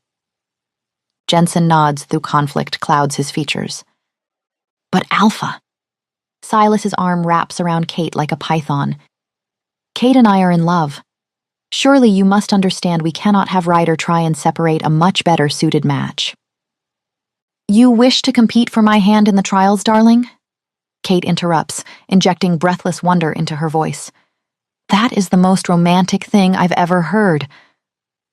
Shock flickers across Silas's perfect features, but already she sees his curse working. The crowd sighs dreamily, clearly imagining the nobility of such a gesture. Oh, Father. Kate turns to Jensen, letting desperate hope color her tone. Surely you must allow it. It would only seem fair. Iris's voice rings from the crowd. I mean, everyone else went through all the other trials. Let Silas do this one. Jensen hesitates, clearly torn. I suppose, if it is what you want, Kate. He turns to address the assembled wolves, officially announcing Silas's participation alongside Kate and Ryder. Kate beams up at Silas, pressing close. She needs him confident, needs him to agree. Everything depends on it. Well, that and Ryder's cooperation. But he's here, watching her with those intense eyes. And he hasn't fled. The only trouble, Jensen continues frowning, is that we'll have to postpone. I'd planned something for 2 people. Esteemed Alpha Jensen. Iris steps forward, still wearing Adrian's form like a second skin. Kate watches Silas's eyes widen at the sight of who he believes is his pet magician, then relax at Iris's calculated wink. May I suggest the perfect trial to determine who would be the next Alpha? And who are you? Jensen's brow furrows. Adrian is a friend of mine, Alpha. Silas cuts in smoothly. He is a powerful magician, whose wisdom has been infinitely precious to me over the years. You can trust him to come up with... His smile turns sharp. The perfect plan to help me win. The perfect plan to help determine the winner? Jensen shrugs. That does sound promising. Iris's eyes, bright green in Adrian's face, meet Kate's briefly. Well, it seems to me you've tested key qualities in your contenders. Tracking, wisdom, fighting skills, control, compatibility, strength, but... The dramatic pause that follows makes Kate's skin prickle with anticipation. How about a test of courage? Iris continues. After all, I hear the best alphas are the most courageous ones. Silas preens as Jensen nods approvingly. Go on, magician. What do you have in mind? Something simple, Iris says. I hear your pack is known for its nightshade business, so here's what I propose. Pour 3 cups of wine. Then, have one of your contenders pour nightshade into one of the cups. The other 2 contenders will need to choose which cups they'd like to drink. And then, well, they drink. Collective gasps ripple through the crowd. Kate makes sure her own features register appropriate shock and fear. Now wait a minute. Jensen starts, clearly alarmed. Are you saying you actually want them to risk their lives for this? Are you saying you'd give your pack to just anyone? Iris's challenge rings through the hall. Surely, your heir should earn their place if you want your legacy to stay strong. Wouldn't you agree? Kate watches her father's expression shift as the trap springs shut. He can't refuse now without appearing weak. Father, she squeezes Silas's hand. I'm willing to pass this challenge. I think it's fair. None of us will have any advantage over the other. Jensen's pride wars with concern on his face. Very well. He clears his throat. But my daughter Kate will pour the poison. Victory surges through Kate's chest as she turns to whisper in Silas's ear. My love, I will give you a cup free from poison. Make sure to hold on to it and let me handle Ryder. Then she meets Ryder's eyes across the hall. Mistrust shadows his features, along with sorrow. What do you say, Alpha Ryder? She lets challenge ring in her voice. Are you willing to die for this pack like Silas and I? She sees the moment it clicks, the slight widening of his eyes as he searches her gaze. He nods, slow and deliberate. Wonderful! Silas claps his hands together. Bring in the cups. Kate's heart pounds as servants appear with a silver tray bearing 3 identical crystal goblets. At Jensen's signal, servants draw heavy curtains around the table bearing the cups. Kate accepts the vial of nightshade with steady hands, though her heart threatens to burst from her chest. 5 drops, Jensen instructs, his voice tight with worry. In whichever cup you choose. Kate nods, stepping behind the curtains. Alone for a moment, she closes her eyes, drawing a deep breath. Please, she thinks, though she's not sure who she's praying to. With trembling fingers, she uncorks the vial and pours. I'm done, she announces, and the curtains sweep back. Kate lifts 1 crystal goblet and presents it to Silas with a dazzling smile. My love. He returns her smile, but she catches the flicker of doubt in his eyes. Her chest tightens. If Ryder doesn't understand, if he doesn't play along, everything falls apart. Kate turns to face him, keeping her expression carefully neutral. Choose your cup, Alpha Ryder. Trouble shadows his features as he studies the remaining goblets. Aren't you going to choose for me? His voice carries an edge of unease. If you wish for me to choose for you, Kate's smile doesn't waver, then I will. She lifts the middle cup, offering it to him with steady hands. Will you drink it? Kate asks softly. Ryder's eyes meet hers, searching. Is it poisoned, Kate? She holds his gaze without answering. Prove your courage and find out, she challenges. Ryder's jaw tightens as he raises the cup to his lips. Beside them, Silas goes perfectly still, watching Ryder with predatory focus. Kate lifts her own goblet, maintaining eye contact with Ryder as he drains his cup completely. My love? She turns to Silas, raising her glass in toast, but Silas's attention is fixed on Ryder, whose eyes suddenly roll back in his head. His massive frame crumples to the floor with a sickening thud. The hall erupts in chaos. Chapter 18. Ryder. Ryder lies perfectly still on the cold marble floor, his heart beating slow and steady through years of practice. The hall erupts in chaos around him, gasps, screams, the thunder of running feet. But he forces himself to remain limp, lifeless. If this is what Kate wants. He'd caught her meaning instantly when she declared the trial would be fair, with no advantage. Because Kate knows his secret. Has known since they were 13. Since that day he'd changed everything between them with a stupid, reckless challenge. We're friends, he'd insisted, brandishing the nightshade. Just admit it. We are not, she'd snarled, all teenage fury and wounded pride. So he'd done it. Swallowed the poison while her eyes went wide with horror. Collapsed dramatically as she screamed his name, lowered his heartbeat to the point where she couldn't hear it anymore, and then jumped up, laughing. Until he saw her tears. The memory still stings. Her fury afterward had been legendary. Weeks of silent treatment that had him wishing she'd just expose his secret instead. Immunity to nightshade was too valuable an advantage to be common knowledge. But she hadn't told. Not even when he finally broke down and told her everything. About his mother. About the microdoses of poison she'd forced into him since infancy. A barbaric practice, outlawed among civilized packs. But his mother hadn't been civilized, had she?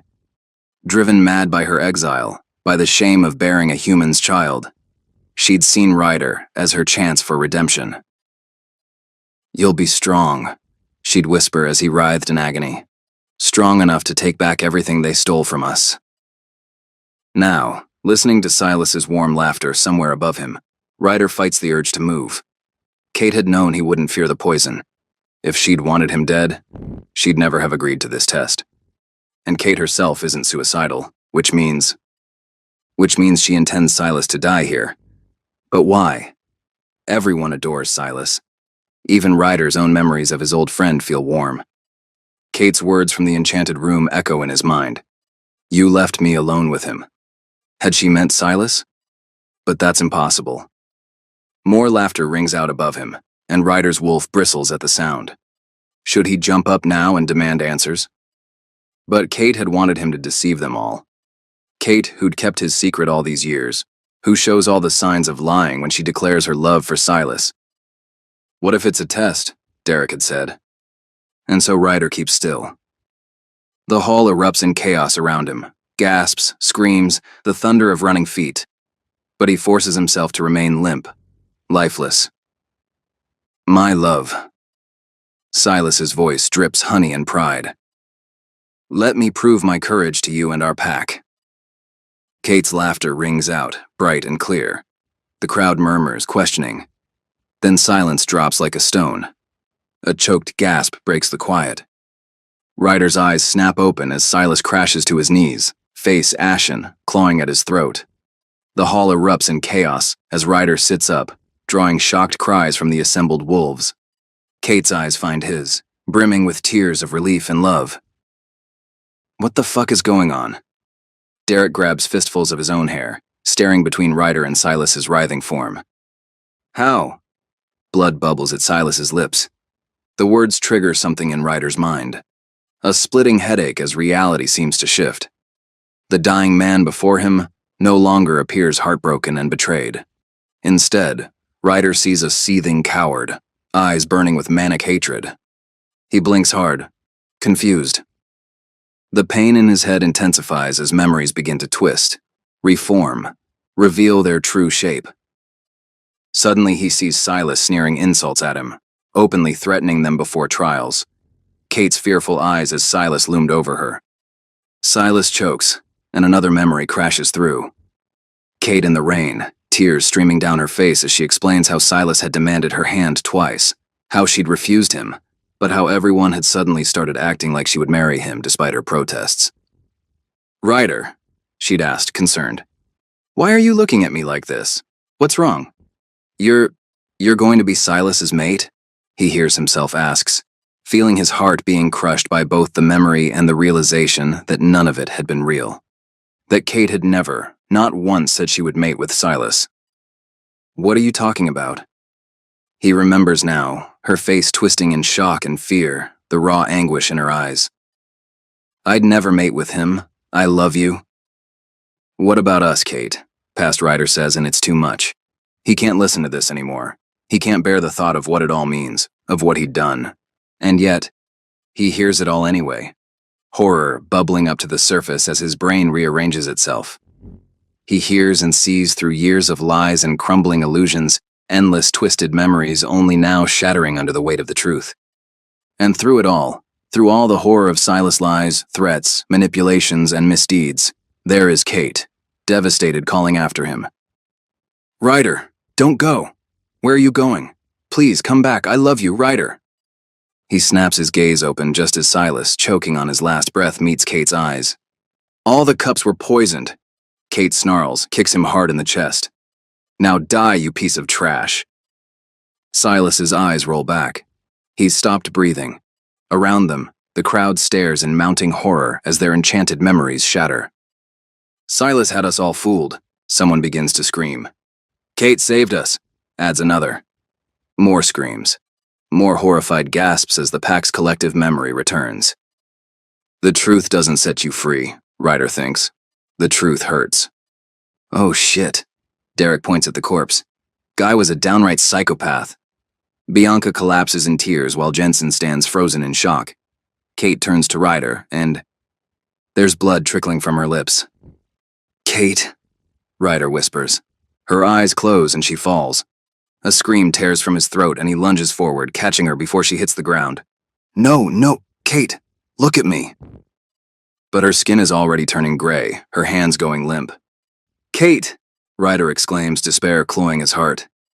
Ryder clutches Kate to his chest. Her skin grows colder with each passing second, and 6 years of twisted memories hammer at his mind. Kate, in the rain, begging him not to leave. Kate's voice, cracking with desperation. How blind had he been? How completely had he failed her? While he'd been nursing his wounded pride over an imagined betrayal, he'd abandoned her to a monster's games. Every accusation he'd thrown at her, Every moment he'd blamed her for choosing Silas. All lies. She'd never betrayed him. She'd never ended things. Instead, he'd betrayed her, leaving her alone to fight this battle. You! Jensen's roar cuts through Ryder's spiral of self-loathing, the Alpha's finger stabbing toward the magician, fury and grief warring in his eyes. It was you who helped him. You who thought of this trial. Okay, hold on. The magician holds up his hands. First of all, I'm not Silas's friend. This was all Kate's idea. My daughter is dying. Raw anguish bleeds into Jensen's voice. Well, that's hardly my fault, is it? You're the one who let her take these trials. The magician's pout, a pout that seems oddly out of place on his face. Silas said you were a powerful magician. Derek cuts in, eyes narrowing. Are you the one who helped him fool us all? For a moment, the magician looks almost embarrassed. Well, not exactly. Jensen's eyes flash alpha gold, promising violence, and the magician squeaks. Okay, stop. Look, I'm not even a magician. With one sharp movement, he yanks off his necklace. His tall figure dissolves, revealing a small human girl with strawberry blonde hair. I'm just Iris, she says. The hall falls silent, but Ryder barely notices, too focused on trying to shake life back into Kate's still form. His tears fall on her gray-tinged face as he begs her silently not to leave him. Well, you did just do magic, though, Derek points out. Guards! Jensen bellows and the girl shrieks, throwing up her hands. The world cracks. Darkness floods the room like living ink, an oppressive energy so powerful it drives wolves to their knees. Ryder curls protectively around Kate as the very air seems to vibrate with ancient power. He looks up, and his heart nearly stops. Where empty space had been stands a man. No. Something more than a man. Tall, lean. The thing looks like the magician from before. Only black veins crawl beneath his pale skin, and his eyes are bottomless pools of darkness. Power rolls off him in waves that make Ryder's wolf's hackle raise. What in the world? The being asks, his voice resonating with barely contained fury. Is going on here? The assembled wolves stare in frozen horror. Even Jensen seems unable to move or speak. Then, the small human girl pipes up. What the fuck, Adrian? Iris leaps to her feet, furious. What are you doing here? The being's black eyes shift to her, slowly morphing into something else, something more human with bright green irises. What am I doing here? What are you doing here, Iris? He asks, expression thunderous though less otherworldly. You should be in bed. The human stamps her foot. You were nearly catatonic earlier. Excuse me. Jensen tries to interject. Not now, Adrian growls. He snaps his fingers and Iris vanishes, reappearing at his side as he grabs her wrist. Let's go, he barks. She killed my daughter. Jensen finds his voice, grief turning to rage. Adrian's gaze fall from him to Iris again. Did you? He asks, sounding mildly inconvenienced by the accusation. No, Iris shoves at his chest. Kate's fine. She's been practicing her nightshade immunity. Her eyes find Ryder's. Said everything you can do, she can do better. Ryder's heart leaps as he looks down at Kate. There, so faint he'd missed it in his panic, the slow but steady rise and fall of her chest. She's still breathing, he calls out, hope surging through him. If the nightshade hasn't killed her yet, then... Bring the medics. Jensen's command sets the hall into motion. Right. Well, if that's all... Adrian sighs heavily. You're not thinking of teleporting us home, are you? Iris glares up at him. Because may I remind you... He silences her with a hand over her mouth. She stares at him angrily, and he stares back. Then, with a sigh, he closes his eyes and slowly presses his forehead to hers. Stop talking, he says. They vanish between one breath and the next, leaving only lingering shadows behind. Ryder doesn't wait for the chaos to settle. He gathers Kate in his arms and runs, praying to every god he knows that she'll survive, that he hasn't lost her again just when he's finally seen the truth. Stay with me, he pleads silently. Please, just stay with me this time. Epilogue. Kate wakes slowly, awareness returning in gentle waves. The first thing she sees is Bianca curled beside her, tear tracks still visible on her sleeping face. Relief floods Kate's chest. It worked. It's over. They're free. She touches her sister's shoulder softly. Bianca's eyes flutter open, then go wide. Kate! The word comes out like a prayer as she flings herself forward, wrapping Kate in a fierce embrace. Kate holds her just as tightly, dizzy with joy and relief. 6 years of fear and isolation dissolve in the warmth of her sister's arms. I thought I'd lost you, Bianca's voice breaks, and I thought I'd lose you.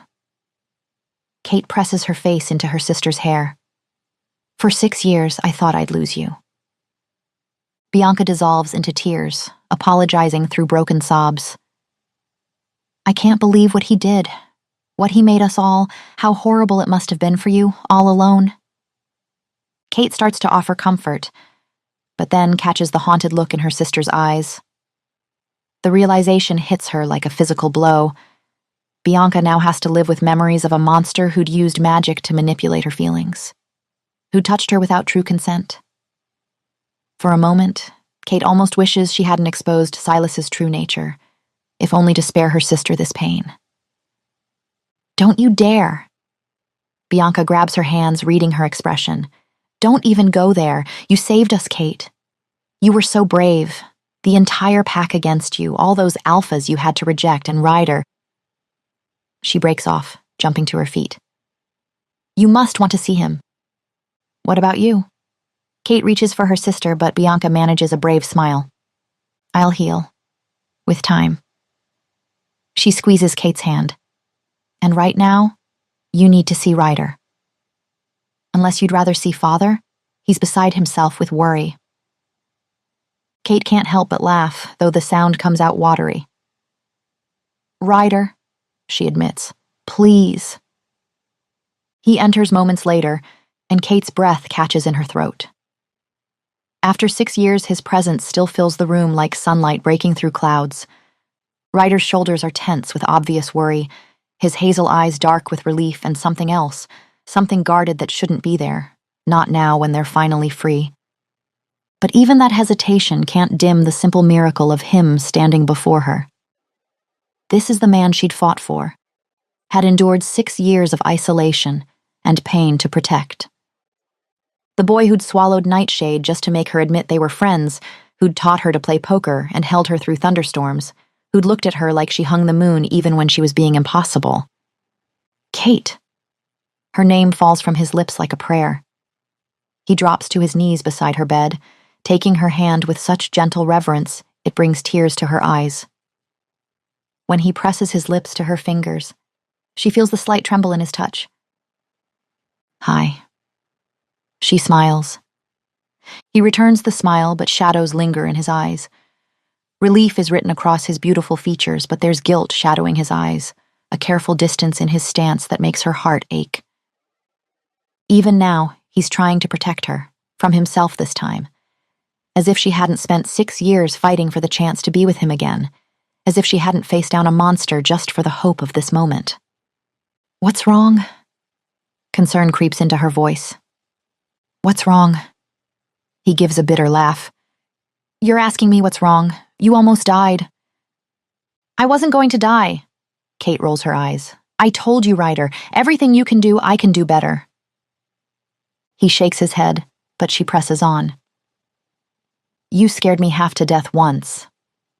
I figured it was only fair to return the favor. A chuckle escapes him, though tears gather in his eyes. He kisses her forehead then. Should I go get your father? He asks, and Kate nearly gapes at that. What? She stares at him, bewildered. After 6 years apart, after everything they've been through, he wants to leave? Should I fetch your father? He repeats, almost formal. Or Bianca, perhaps. Ryder. Frustration colors her tone. I'd rather just stay with you. He frowns like he doesn't think he's heard her right. Why? He asks. The question hits her like a slap. Why? Because I love... Raw anguish twists his features. Don't, he says. Do not say that you love me after I failed you so completely. After I abandoned you. When you needed me. Kate shakes her head in protest. That wasn't your... But it was! The words burst from him, thick with self-loathing. I didn't fight for you. I didn't come back for 6 years, Kate. You thought I was mated to another, she defends, and I never should have. Ryder hands clench into fists. I don't deserve you, Kate. Now you listen to me, Ryder Blackwood. She sits up straight, fury lending her strength. I didn't survive 6 years being stuck with a psychopath, didn't fight tooth and nail to protect my pack and go through 10 stupid trials to earn my freedom, to still be left without you. He blinks at her, looking torn. Ryder, she points to the chair beside her bed. Get your ass back here, and you're not leaving until I tell you to. Got it? Love and awe flood his expression as he obeys. Yeah, got it. Good. She grabs his collar and pulls him close. And by the way, I'm never telling you to leave, so you better get used to being here, striving for my forgiveness. Are we clear? Very clear. His voice comes out rough. I am upset that you left, she admits. I won't pretend it didn't hurt, but I lived with people under Silas's curse for years. I know how powerful it was. I know it wasn't your fault. He starts to protest, but she tightens her grip on his collar. Shut up. I love you. I waited 6 years to have you back. We wasted enough time. Now I intend to keep you. Then, for the first time, uncertainty creeps into her voice. Unless you're not interested. In which case... His kiss cuts her off, pouring 6 years of love and regret and promise into the contact. Kate melts into him, knowing they have work ahead. Years of hurt to heal, trust to rebuild. But their love is worth it. It always has been. Thank you for watching. If you're still here, you're awesome. And if you're awesome, consider being even more awesome by giving this video a thumbs up or a comment. Also, I'm thinking of writing a side piece, or like a quick sequel, if you will, focusing on Bianca's healing journey, and in parallels Kate's and Ryder's. Let me know if that sounds interesting, or if you'd prefer to move on to something entirely new. Thank you for your kind support.